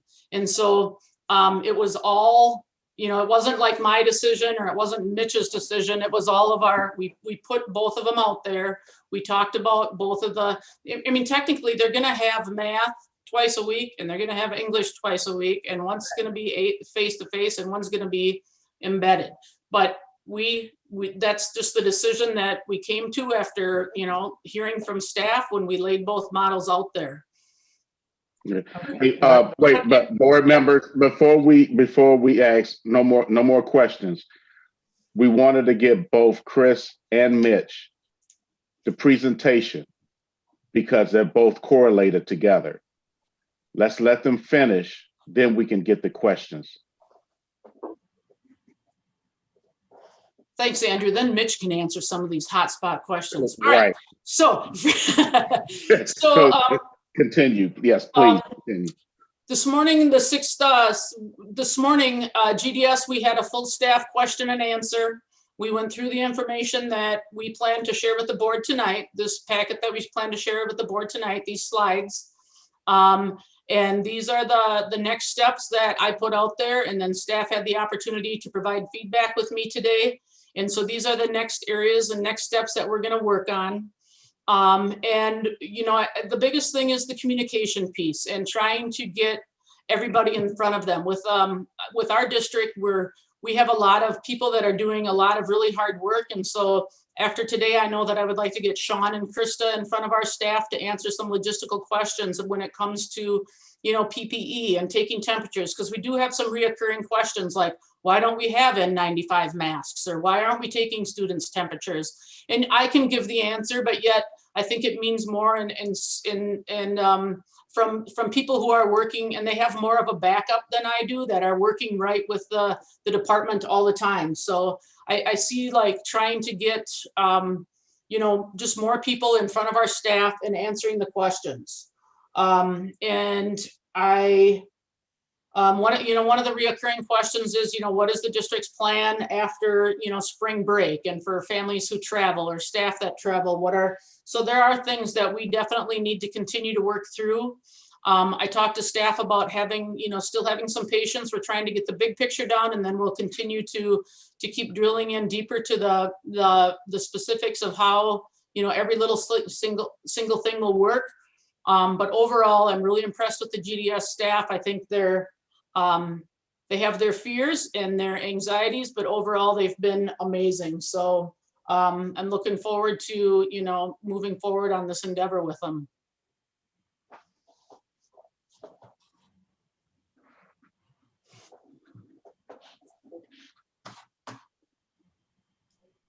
Okay, is Mitch, you're up? I'm up. All right, here we go. Much like Chris put together a timeline just to kind of walk through the process. I know the board was interested in that last time. So we'll talk through that and fill in any blanks there. And then we'll get to our weekly schedule as well as our daily schedule.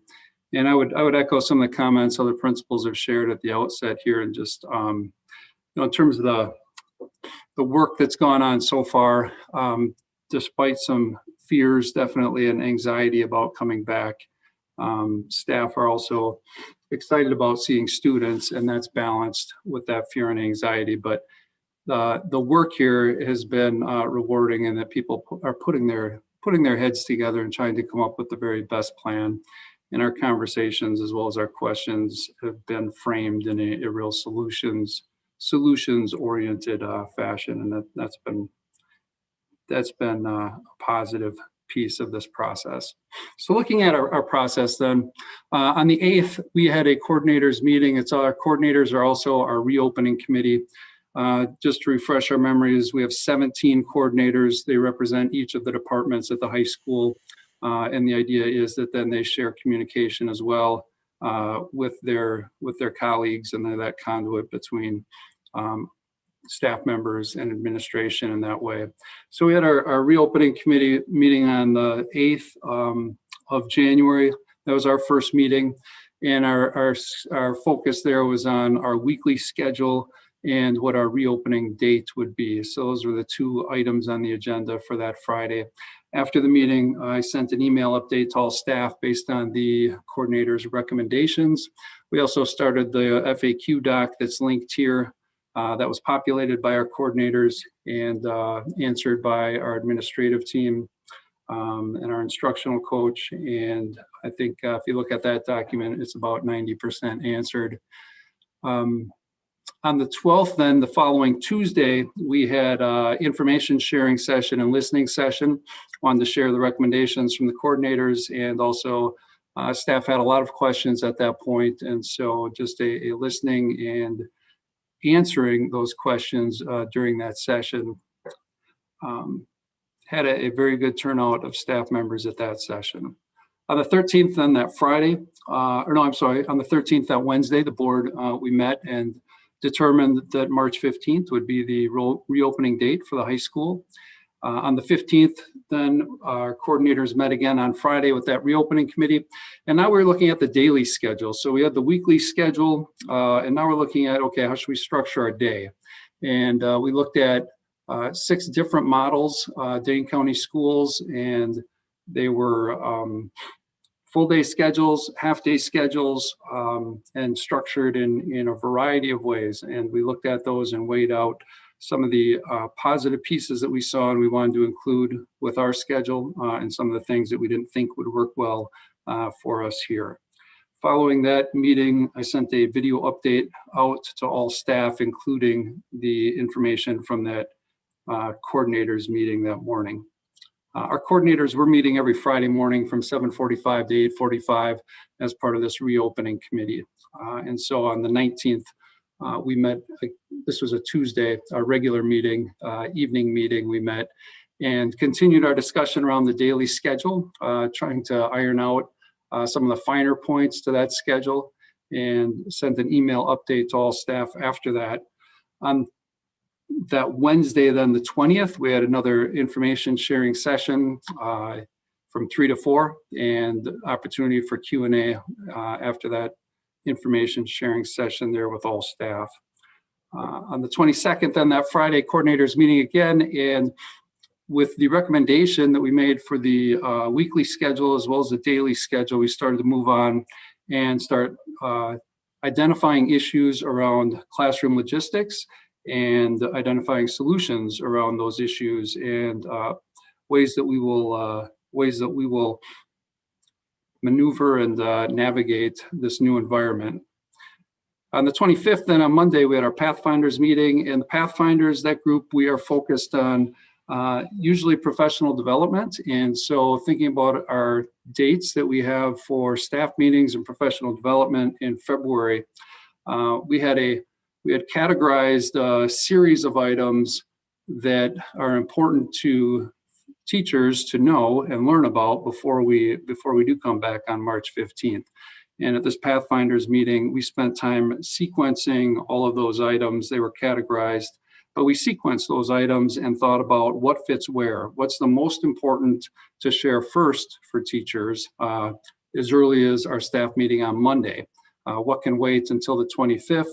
What needs to be included in a video update on February 12th? So we literally went through and identified what fit where, and created a document that we'll be sharing with all staff once we've tuned that up a little bit as well.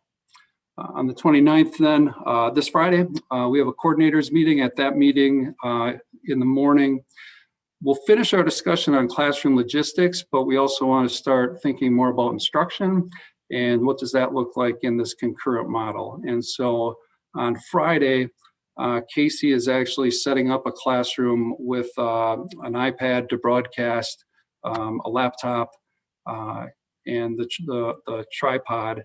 And we will have some staff members in attendance live in the classroom for that meeting, and we'll have quite a few still streaming from home, but we'll run that meeting kind of modeling what that concurrent teaching looks like from a student's lens at home and from a student's lens in the classroom, and familiarize ourselves with some of the technology that we'll be using for that model.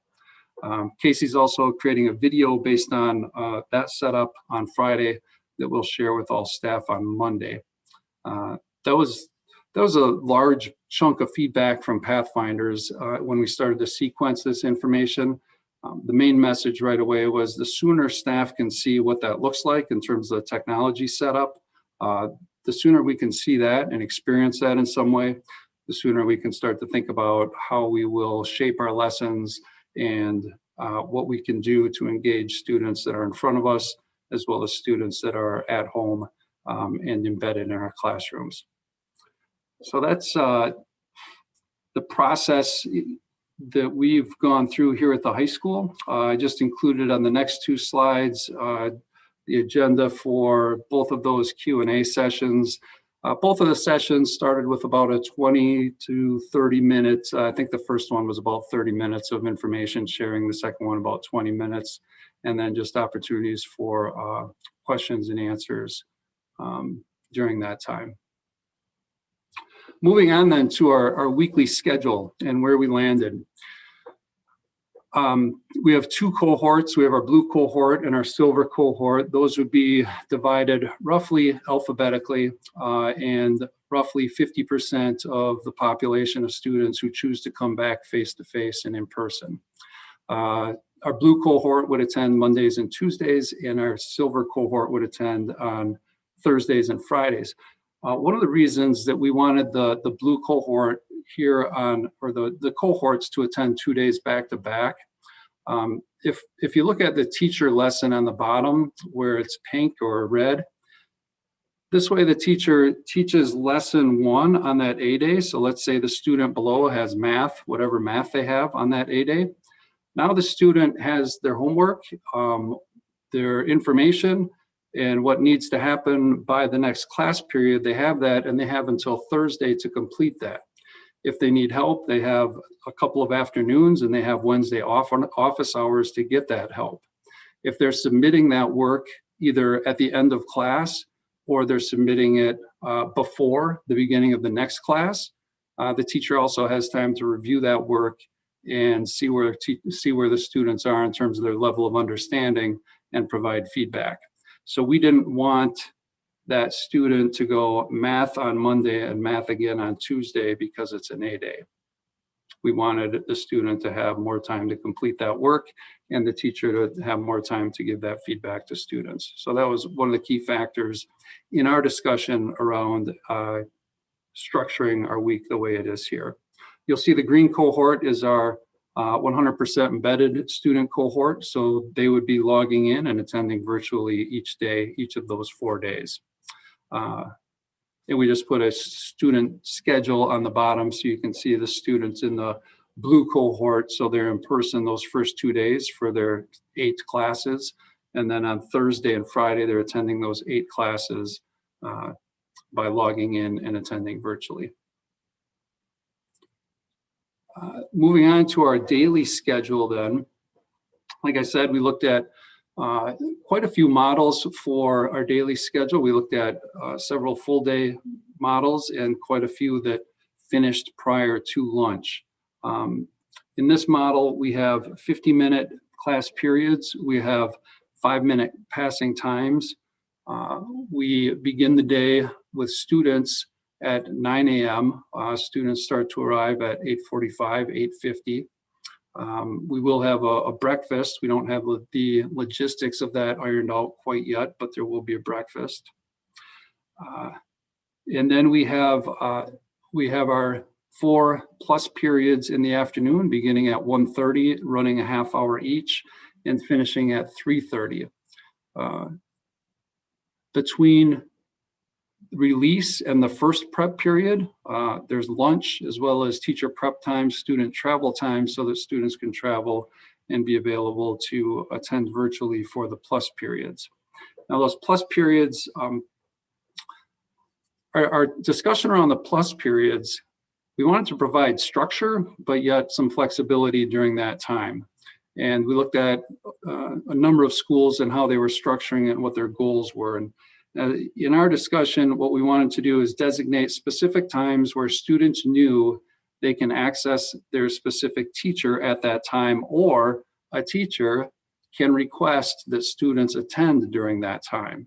And so by designating the 4+ periods, if you look at the first one, the 1:30 to 2 o'clock plus period is our first period. So every student knows that if they want to contact that first hour teacher, that's when that teacher is available. And if they're contacting that teacher, if they're meeting with the teacher, they'll be meeting with other students who are in that class, which is also a comforting thing when you're going back to attend virtually. Teachers, on the other hand, they know that if they have a supplement to that lesson, if they want to meet with 5 students for extra support, if they want to run a study group, if they want a full class study session for an exam that's coming up, they have that half hour carved out where they can expect that group of students to come back. Students won't be asked to be in 2 places at one time with those 4+ periods. If they're asked to come back for first period, they can't say, well, my third period teacher wants me to meet then too. No, that's first period, and that's when we meet. So that's the design of the plus periods. Lunch was one of the factors in when we looked at the length of the day, and having the number of students that we'll have at the high school, if they're eating and we're not wearing masks and we're in, say, 12 students in a room or a larger area with more students needing supervision, the safety piece factored into our discussion there. Another piece that factored into that discussion was stamina. You look at the full day schedules and the amount of time that a student might be asked to be online at home for a longer day. Just thinking about their stamina to go, 6 to 8 hours versus a morning.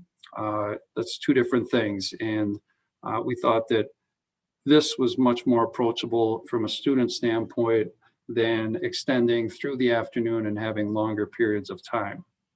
We also look at, as we moved from our virtual 2.0 to this hybrid model, in virtual 2.0 right now, we have 30 minutes of synchronous time with students, and then a 60-minute period of asynchronous time after each of those 30-minute synchronous lessons. Here, we're moving from 30 minutes to 50 minutes. So the expectation will be that students are synchronous for that 50 minutes. So we're gaining a significant amount of synchronous contact with students and face-to-face contact for the students that are here in this model. And in a sense, we're kind of shifting that asynchronous time to the afternoon, but structuring it differently and structuring it in a way that we feel like teachers will be more accessible and students will be more accountable to attend and be present when they're requested to be so. Just thinking about next steps, we'll continue with our coordinators, and the reopening committee will continue to meet on Fridays throughout February. Our focus there is really on protocols, logistics, classroom logistics, and school-wide protocols, and just problem solving there. Our Pathfinders team will continue to meet. Now that we've sequenced that information, we'll be coming back to Pathfinders, and now we're looking at those topics and thinking about the professional development and the learning that needs to take place around each piece, and sharing the ownership of that rollout. The admin team will continue to meet. We have our own list of tasks and timeline that we're following, and we'll continue to work on those leading up to the 15th. In terms of communication, we'll have continued email updates to go out to staff after key meetings. We have our staff meetings on the first Monday of each month. We'll send the video out again on February 12th for an update. And if anything comes up that needs communication in a more timely fashion, we'll do that as well. That's the end, and now we can take questions. Thanks for holding your questions. I know that wasn't easy. Okay, I'm gonna look around to see if we got any questions here. Lorraine. Thank you both for the presentation. That really helped tremendously. My question is to Mitch. I know right now you're providing some supportive classes for students that are struggling, right, with their academics. Will you continue that, or how will that look with the in-person learning? Yeah, we'll definitely continue that and continue to make it a priority. And by that, I mean working together with staff to come up with ideas and different ways that we can reach students effectively and support them effectively, given this new structure. But one way immediately that comes out are those plus periods. Students having that afternoon and those assigned times. I think, like I said, it'll be more accessible for students to access their teacher, and students can be held more accountable to be present during those times. So that was one of the goals, certainly, of those plus periods. The other question I had was around transition. I think I had this question last time, just kind of the safety protocols that you'll have in place for that. And I guess that question is for both you and Chris. I'll go ahead and go first. We've had a couple of walkthroughs with Kate and Sean here, and we've done a couple just as our admin team as well. And so we're looking at, where arrows need to go, where dots need to go by water fountains, not by water fountains, but by the fill fountains, by the bathrooms where they would be staggered, bathroom doors propped open so that we can stagger all the way out of the bathroom and down the hall if we need to. Kate has given us a lot of guidance based on the openings at the other schools. And so just thinking about that red tape down the middle of the hallway, arrows on each side of the hallway. Talked about staggering or assigning staircases for up and down, but I don't think we're going to need to do that based on our walkthrough. So we've definitely given a lot of thought already to transitions. One of the conversations that came up with these 5-minute passing periods was, do we have to stagger any, releases and those kinds of things? And where we landed was that we will observe how those passing periods are going. And if we need to adjust by, staggering several classrooms, we'll do that rather than a widespread staggering of those passing periods. Susan Fox. Unmuted. So I apologize. I had to leave for a minute to start another meeting. And then, so I don't know if lockers were already mentioned, but I had just had a question about that. Because you won't know till you know which kids are coming, and usually they're assigned alphabetically. So do you have a plan for how that's going to work? Or we won't be assigning lockers at the high school. Students won't be using lockers. That just pushes them together at the high school level. And also that's just creatures of habit. That's where they start to congregate then, right? Yeah, right. Or share, whatever the case may be. So, it'll be March 15th. We might have a couple weeks where we have winter style coats on and stuff like that, but we can store those in our classrooms. The only thing students really will be needing to bring, Chromebook charger, headphones, their water bottle. So a small backpack for that stuff is what they'll need. Right. I just wondered, because we've gotten questions about this, and this is for both you and Chris, I guess, whether we've seen a dramatic increase in numbers of kids that have needed this extra help with credits at the high school. The credits are significant at the middle school. You have to pass 8th grade, for example. In terms of kids being behind, how that's compared with what we see other years. I mean, is it a dramatic increase, or I don't know if you have specific numbers or. I don't have specific numbers, but I will say that, we track that data weekly. And so our student support teams meet weekly. That's our admin team as well as our student services team. They meet weekly, and they look at F data that's pulled weekly. So it's up to date, any behavior data, attendance data. We don't have any behavior data really this year, but attendance data. Primarily, they're looking at the F data and thinking about, okay, what students are on the list, who's connected to them, who's the lead person, that's all assigned. And then together as a group, we share, an update on what's been done in the last week and what our next steps moving forward, ideas that other people have, connections that we know students have with staff that we could leverage and help things move forward.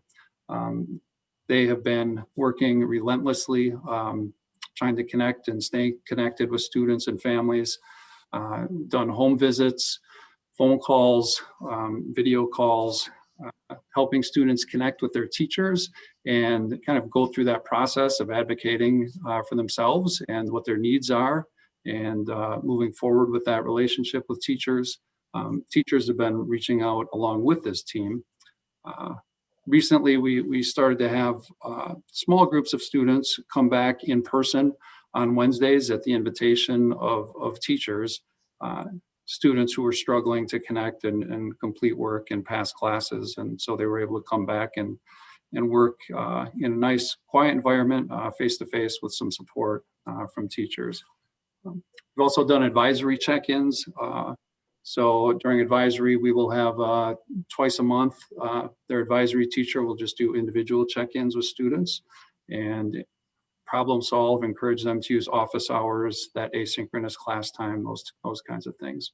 So we've definitely trying to reach students and help them succeed. And I know the numbers in terms of the F data.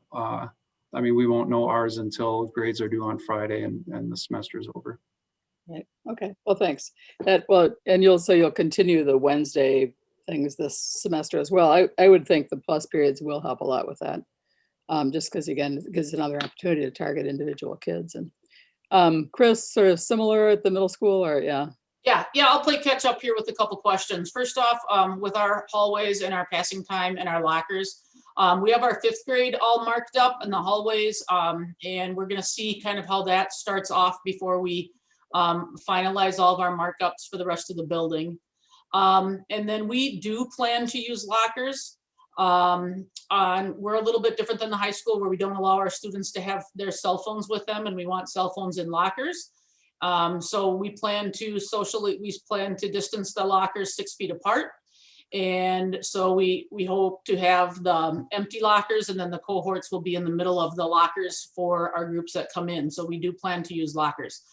We'll have the same messages when it comes to, the bubblers and the bathrooms and things like that. And for us, it's all about having supervision in the hallways and by the bathrooms. As far as us and monitoring our students, our biggest concern, more so than grades, our grades are I would say, our students aren't where we work the hardest, and what our student services staff and administrative staff and teaching staff work the hardest on and monitor the most is engagement and attendance. Like we want to know that our kids we know where they are, we know what they're doing, that they're logging on, that they're held accountable, and that we're trying to meet their needs. Our students that we have people that we have done home visits. We have done the same thing Mitch has. We've done video calls, we've done home visits. We have not had groups coming into school. Our teachers work hard to connect with students and parents. And when they struggle, they come to us, and we use our student services staff, we use administration. So we feel pretty confident that the majority of our kids are doing well academically, but socially, emotionally, we know they're more than ready and to be done with COVID-19, quite honestly. So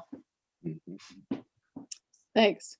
The other question I had, and this might go more to you, Mitch, as well, is just in terms of curriculum, given the kind of shortened classes that have really been going on all year and that will still go on, how are teachers feeling about what they're able to deliver? I'm thinking of AP classes, for example, things like that. Has that been a greater challenge? I mean, what are people feeling about their content areas and how that's working? It's definitely been a challenge. A lot of planning has gone into that on our teams, and that's one of the reasons those Wednesdays have been so valuable for our teams to meet and plan. Not only planning, but thinking about scaffolding and adjustments to curriculum as well. But in that planning, really the focus and the challenge has been, okay, here's all of these standards and skills, and out of all of them, in my content area, what do I think are the very most important, the most essential? If a student understands this and is able to do it, that likely means it's going to impact some of those other skills and standards.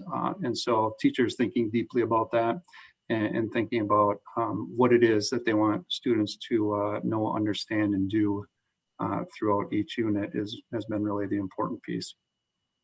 Which is actually not a bad thing to have to do once in a while anyway, to kind of rethink everything. So that's probably a good thing. All right, I think that's I guess the only other thing, and maybe this will dissipate a little bit now that we're doing the concurrent teaching, but I've noticed kind of the repeated concern about Google Classrooms not being able to do breakout groups or something. Is that's remains an issue, or? I wish Casey was here to break the news, but yes, it's not an issue anymore. Oh, good. Okay. We have our breakout rooms, and okay, good. Yes, they were used in a meeting yesterday and today, and several teachers had been using them. So yes. Great. Okay. Thanks. Yep. Eric. Thank you, Andrew. Kind of on, well, first I just want to make a general statement just from my personal experience with COVID-19 and my personal teaching experience, and related to grades and success of online learning. I work predominantly with high school students transitioning into college, and I have seen a 35% decrease in Fs or withdraws from my students. That's 45 students. Quite a significant drop that I have seen personally. And I know, Mitch, that you said that the data will be coming up at the end of the semester. Will you be talking about that data in relation to how the online learning has been, affecting some of our students? And then my follow-up question to that is, will there be some type of no credit option for those students that got Fs so that it won't affect their transcripts? And I guess, Chris, maybe you can answer that too.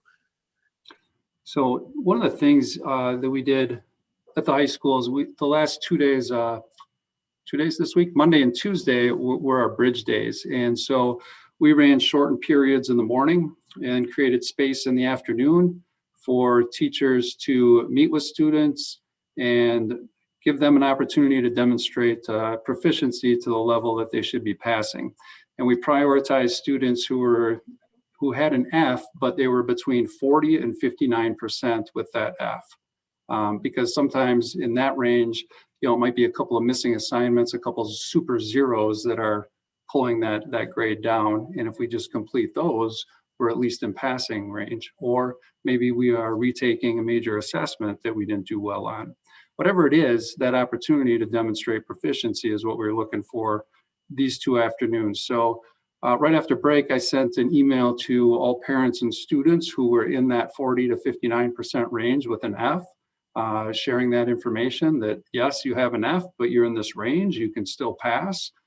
We have office hours, we have our asynchronous time.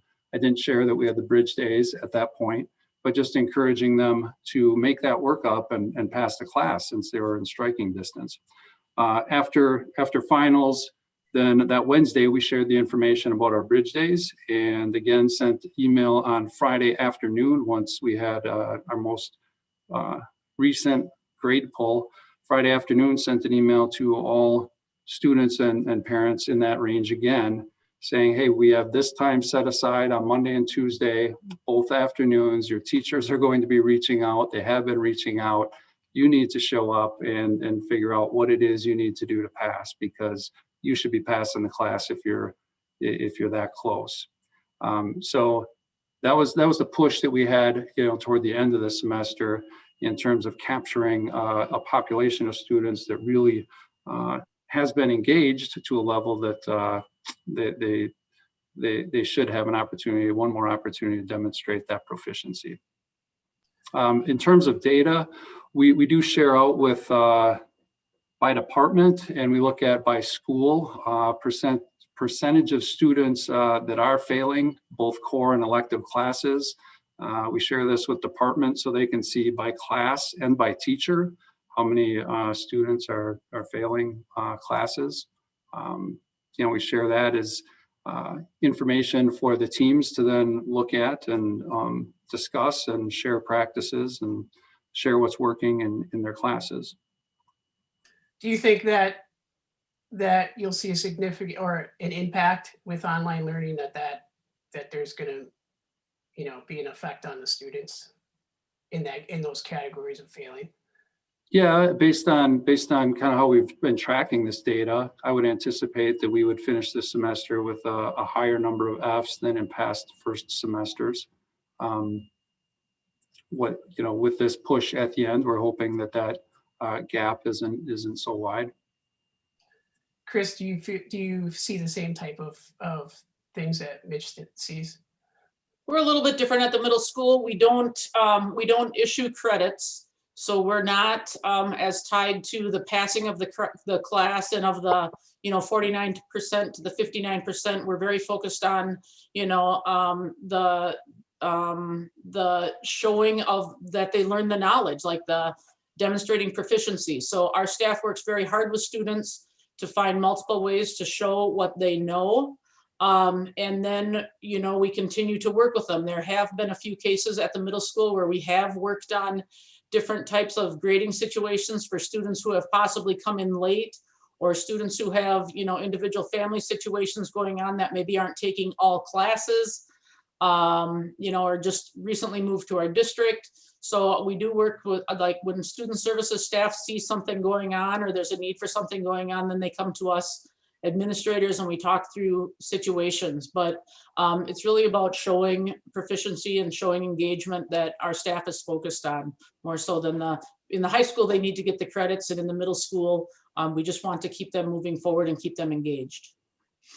Thank you. I just got one more question, and then Andrew, if you can come back to me after the board members had a chance to answer some questions. I have one more before we leave tonight.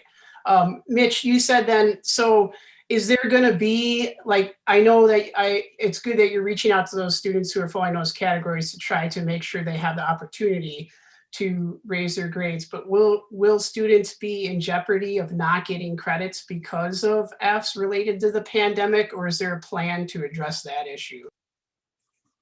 So students, if they do still have an F at the end of the semester, they don't receive that F credit in that class. So that's accurate.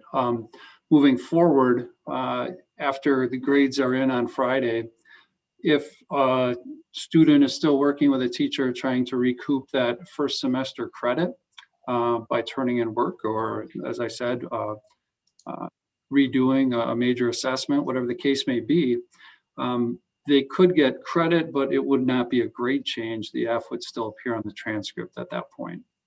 So they could recoup the credit, but not change the transcript. And that follows that follows our summer school model, essentially, with our credit recovery. And so as we move into the semester, we could look at credit recovery, as we go through first semester or second semester, so that we don't have that number of students needing credit recovery in the summer. Okay. Thank you. I'd like to continue to come back to this issue at the next board meeting, or after, I suppose, after you get the data for the grades. My main concern is that I don't want students that really struggle with online learning to suffer with no credits or Fs, especially the seniors if they're transferring and going into colleges. So I'm hoping that we can be creative and think of ways like maybe, grant extended incompletes so that they get time to finish stuff, or something that, they won't have to suffer the effect of this that would potentially, impact their future. So with that, I'll stop and I'll come back later, Andrew. Thanks. I'll just add to Eric, that. just so you know, Hold on, I agree with that question, and I'd like to hear the follow-up on that too. Thank you. Okay. Elizabeth was first, and then I'll go to Susan Fox. If I could just add to that, Yeah, go ahead, Mitch. Andrew, with the creativity, I do want to express that there has been levels of creativity, and the first level is at that classroom level, and that has been outstanding, with staff reaching out continuously and trying to find ways to help students and to engage students and move forward and earn that credit. That's the first level of creativity. And then the next level was a school-wide level of creativity around bridge days and outreach and those types of things. And, staff, they were all on board with those pieces as well. But we'll continue to think, as you're saying, Eric, well, as we go into second semester, are there other ways, opportunities we can create for students to recoup credit? Thank you, Mitch. Yep. Elizabeth? Thanks, Andrew. All right, so Chris and Mitch, first I want to say thank you for compiling the tables of meetings that you've had in terms of who was there and what was there. I think, as you both astutely pointed out, that's a question that comes up from us pretty regularly. And so I just wanted to say that the extra effort to do that did not go unnoticed. And it's really nice to see kind of the meeting cadences. We know that they're happening, but it's nice to see in black and white. So thank you for that. I appreciate that. Question, well, I guess comment for you, Mitch, first, and then I've got a couple of questions about some schedule and some things for you, Chris, on the middle school. I actually really appreciate the shortened schedule at the high school. I think when I first saw it, and I know that there's been some reactions about it, like sort of feeling like a half day or a partial day.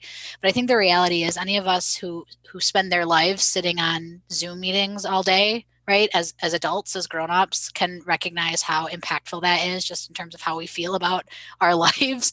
And so thinking about doing that to young people intentionally feels like not the right move. And so I appreciate kind of the thoughtfulness around how can we get an expanded amount of engaged time, right? Without necessarily having a day that lasts 7 or 8 hours, and then really being strategic about using those plus classes. I really liked that. I thought that was really good thinking. So I just wanted to say that.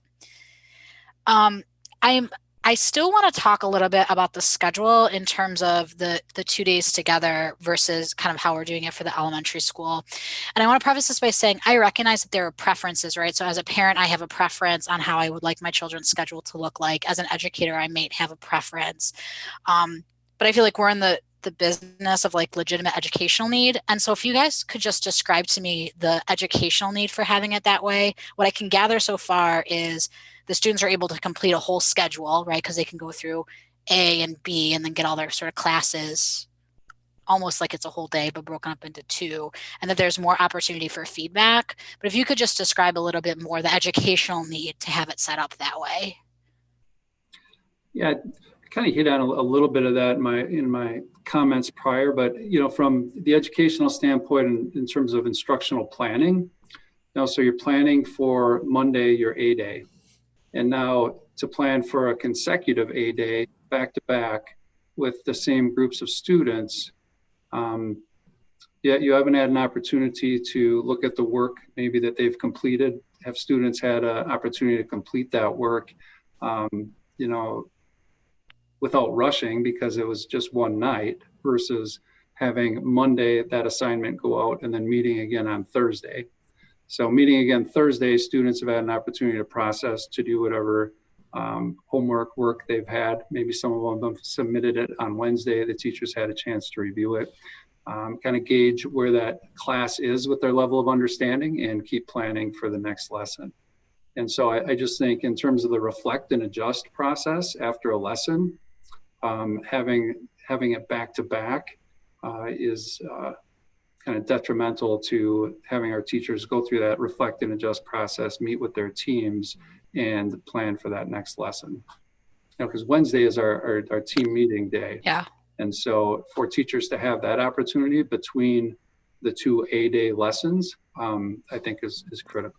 Well, and our students too, right? So the primary focus of the previous moment that was happening before I started talking was around how students can ensure that they have as many opportunities they have given the context to get credit for their classes, right? And so it sounds like you get more opportunities as a student too to recognize what's going on, solicit your feedback that you need from your teacher, maybe get more support so that when it comes time to actually turn in that assignment or do that assessment, you may be more prepared than you would be if it was back to back. Does that sound right? Absolutely. That student now has Monday afternoon to access that teacher. They also have Wednesday's office hours to access that teacher, and that time in between to complete and process that information. Thanks. Chris, did you have anything you wanted to add there? Like I said, try to just kind of fully articulate the educational need, right? Because like I said, as a parent, I get the preferences, and even as an educator, I get wanting preferences. Yep. No, I think Mitch does a really good job of explaining it.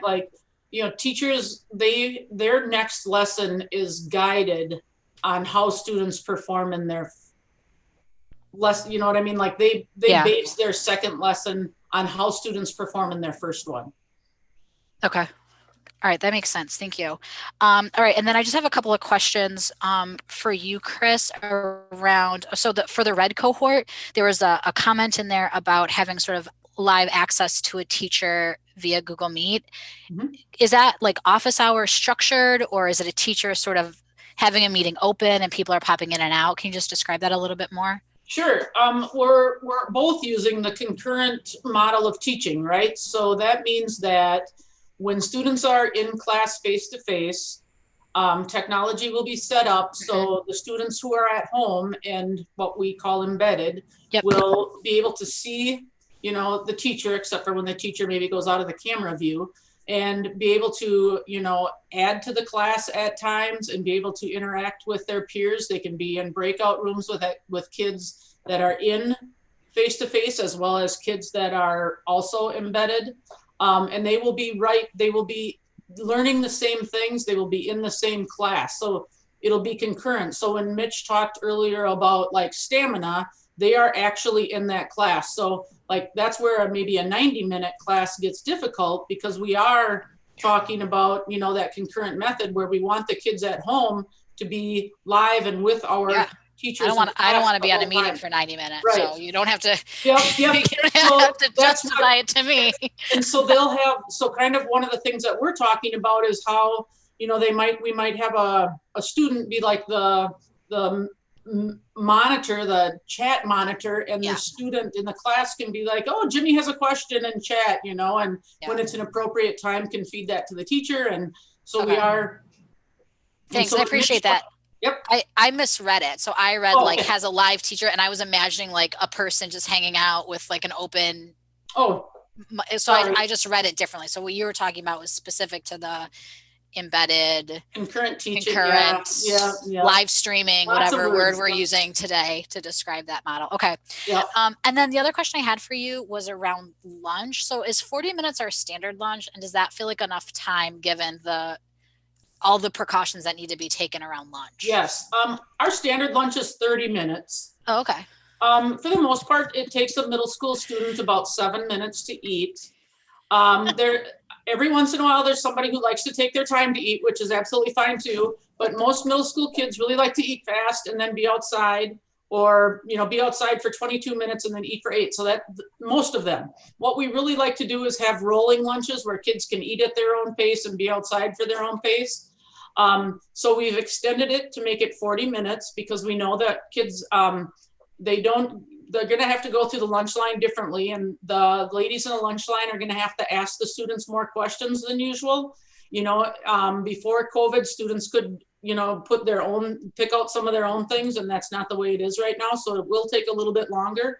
And we also thought a little bit longer recess would be a great thing. And because we still have 4 grade levels in our building, trying to, you know, coordinate all of that, we did need a little bit extra time. So Nate and James have been working so hard at, like, thankfully GDS has a lot of doors and a lot of sidewalks, so we can have kids, you know, going in a lot of different directions. And we have a nice big, you know, playground area that we can keep kids spaced, you know, apart. So yeah, I think 40 minutes is going to be plenty.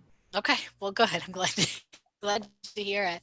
All right, and then my last thing is actually for you, Dan, and it's a request. And so, you know, I think a lot of the questions that have been coming up are around sort of attendance, engagement, grade levels. And, you know, previously Lisa has done such a nice job several times now giving us kind of the high level overview of what does engagement look like? What is attendance looking like? I know Krista has come in before and talked about kind of student services referrals and access, and certainly grades now, you know, that we're ending the grading period is gonna be coming up. So kind of at our next board meeting during your admin updates, can we get another holistic view around the relative success and challenges of the year thus far?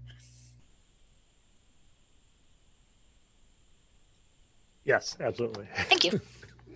That ends my questions. Thank you, Chris and Mitch, very, very much. This is very detailed and really helpful to get a picture of not only what the day is going to look like, but kind of the rationale behind it. So thank you again for your time. So yeah, thank you. Those were good questions, Elizabeth. That helped me too.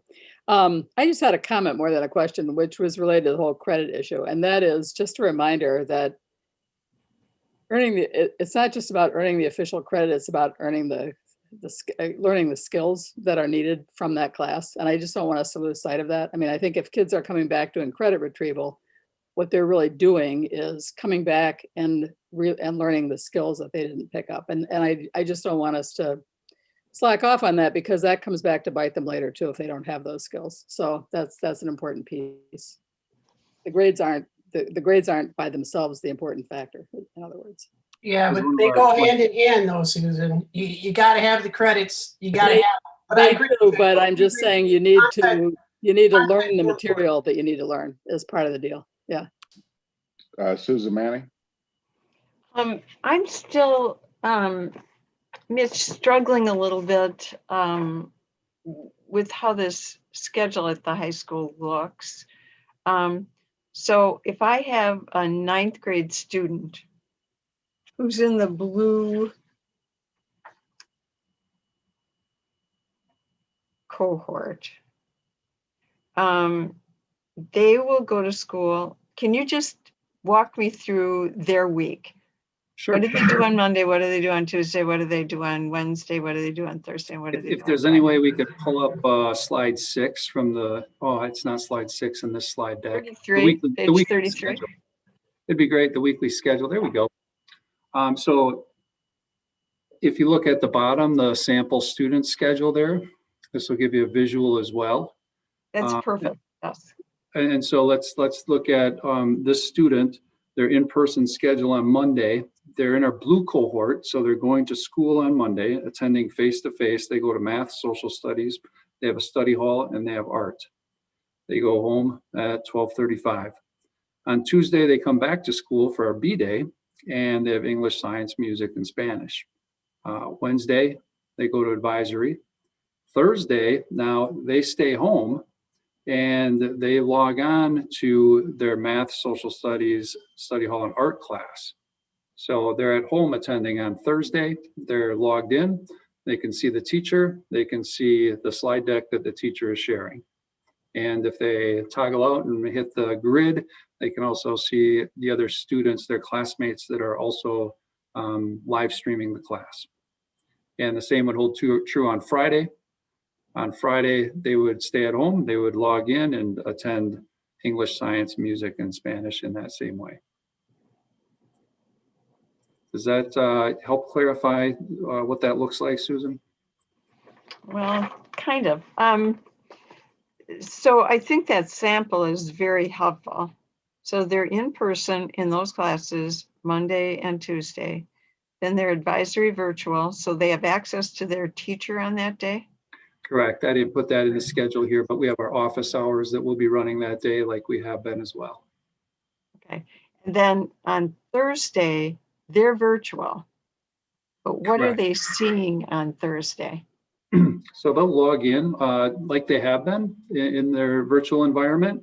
The difference in this environment will be the teacher will be sending them two screens. One, the slide deck, like you're seeing on the screen now. Two, on the side will also be a screen with the teacher in the screen somewhere in the classroom that's being broadcast with an iPad. So the teacher might be standing by the whiteboard, could even write on the whiteboard, and the iPad is showing the student that view. So the student, they can pin either the view that we have pinned here, which is the slide deck, or they could go to the side, they could pin the teacher view so that they could see the teacher in a bigger view on their computer. So Thursday and Friday are synchronous, right? Thursday and Friday, they're attending. It is synchronous, and they should be there for the whole 50 minutes. Okay, I think one of the things that threw me off is embedded virtually. And Okay. we don't have any, and I didn't see that in the FAQs because I looked. Sure. So embedded, that's just the term that we're using to describe, that student's at home, but they are embedded in the classroom by attending virtually. So that's where that embedded term comes from. Similar to synchronous, right? Similar to synchronous. Yeah, they're attending that synchronous class time. They're embedded in the classroom. We didn't want to call it virtual because it's different than what we're doing now, right? And so embedded made the most sense.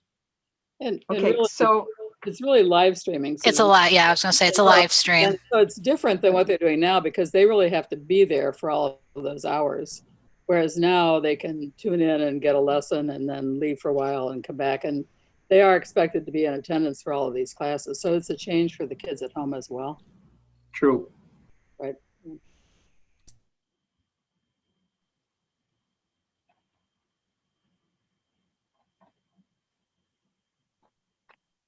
All right, was there any more questions?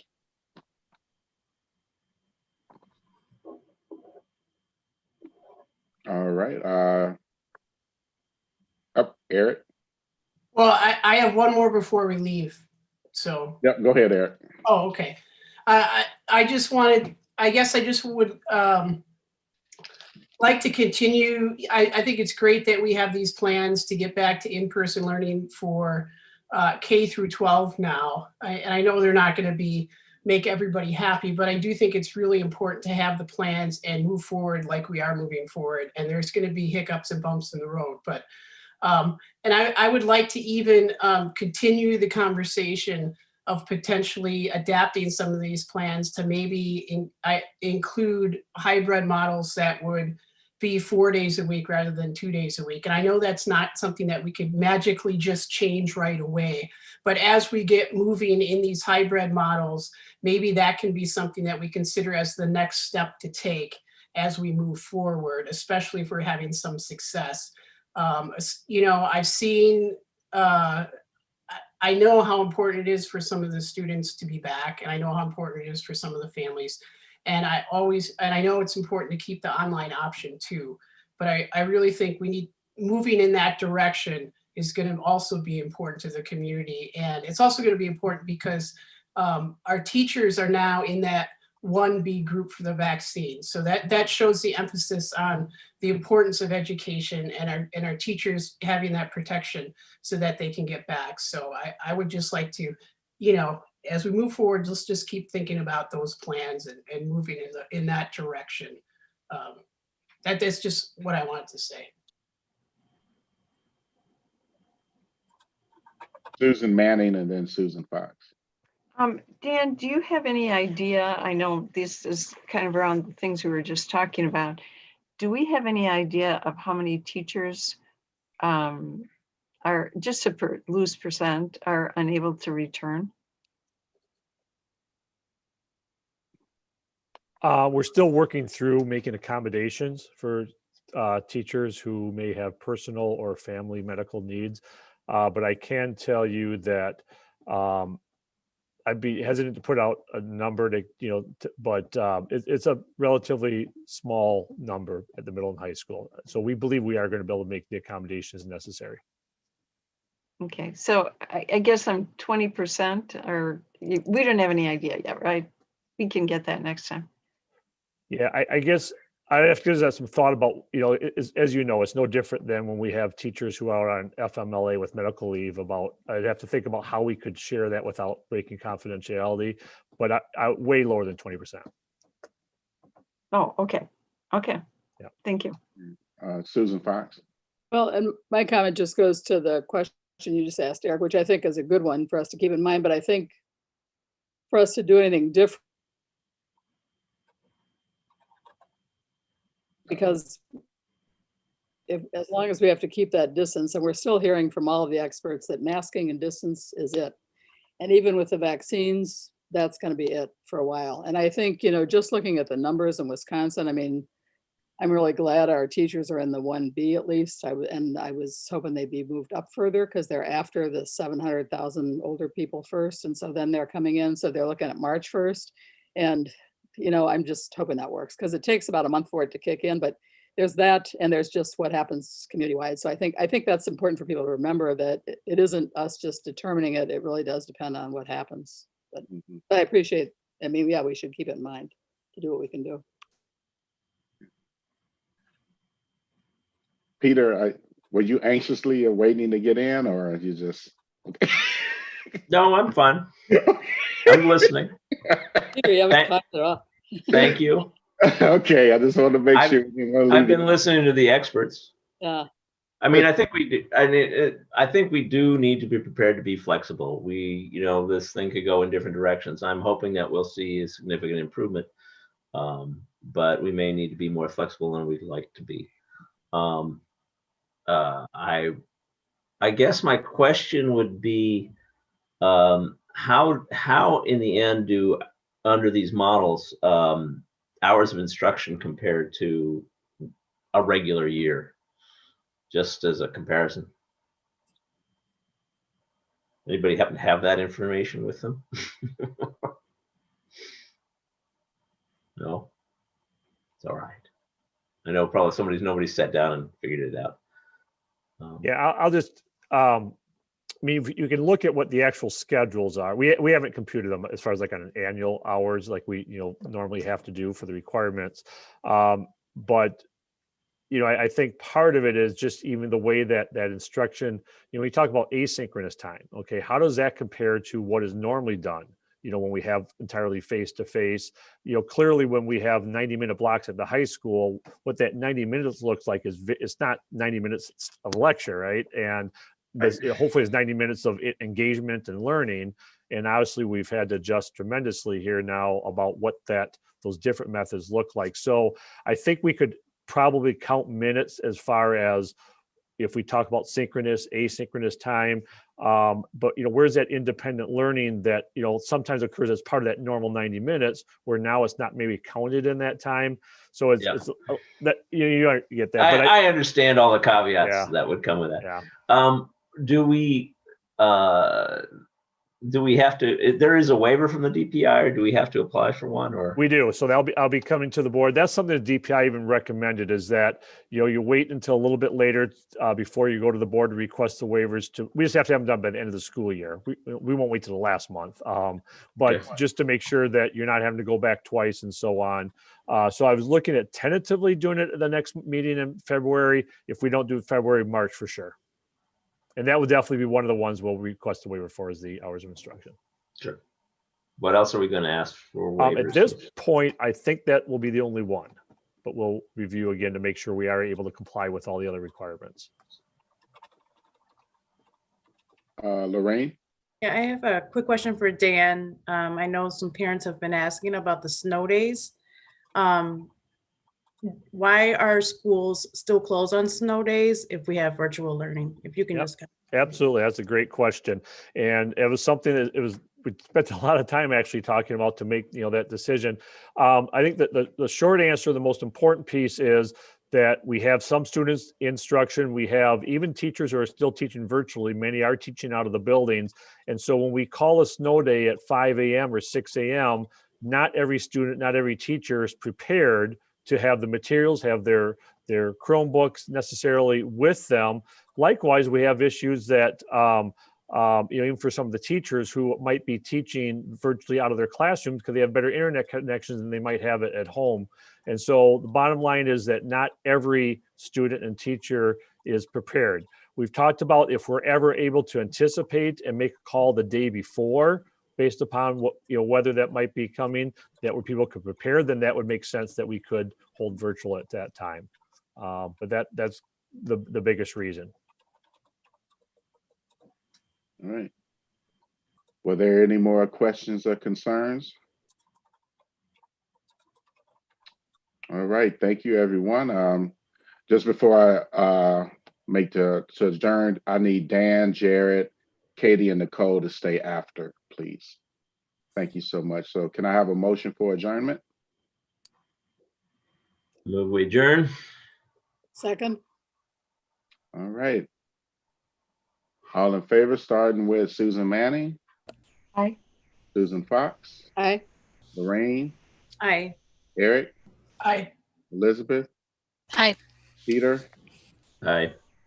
Ayes have it. Motion carries. Good night, everybody. Thank you. It's great. All righty. Yeah, good night, everybody. All right, Good night. Joyce, Thank you. take us off live, please.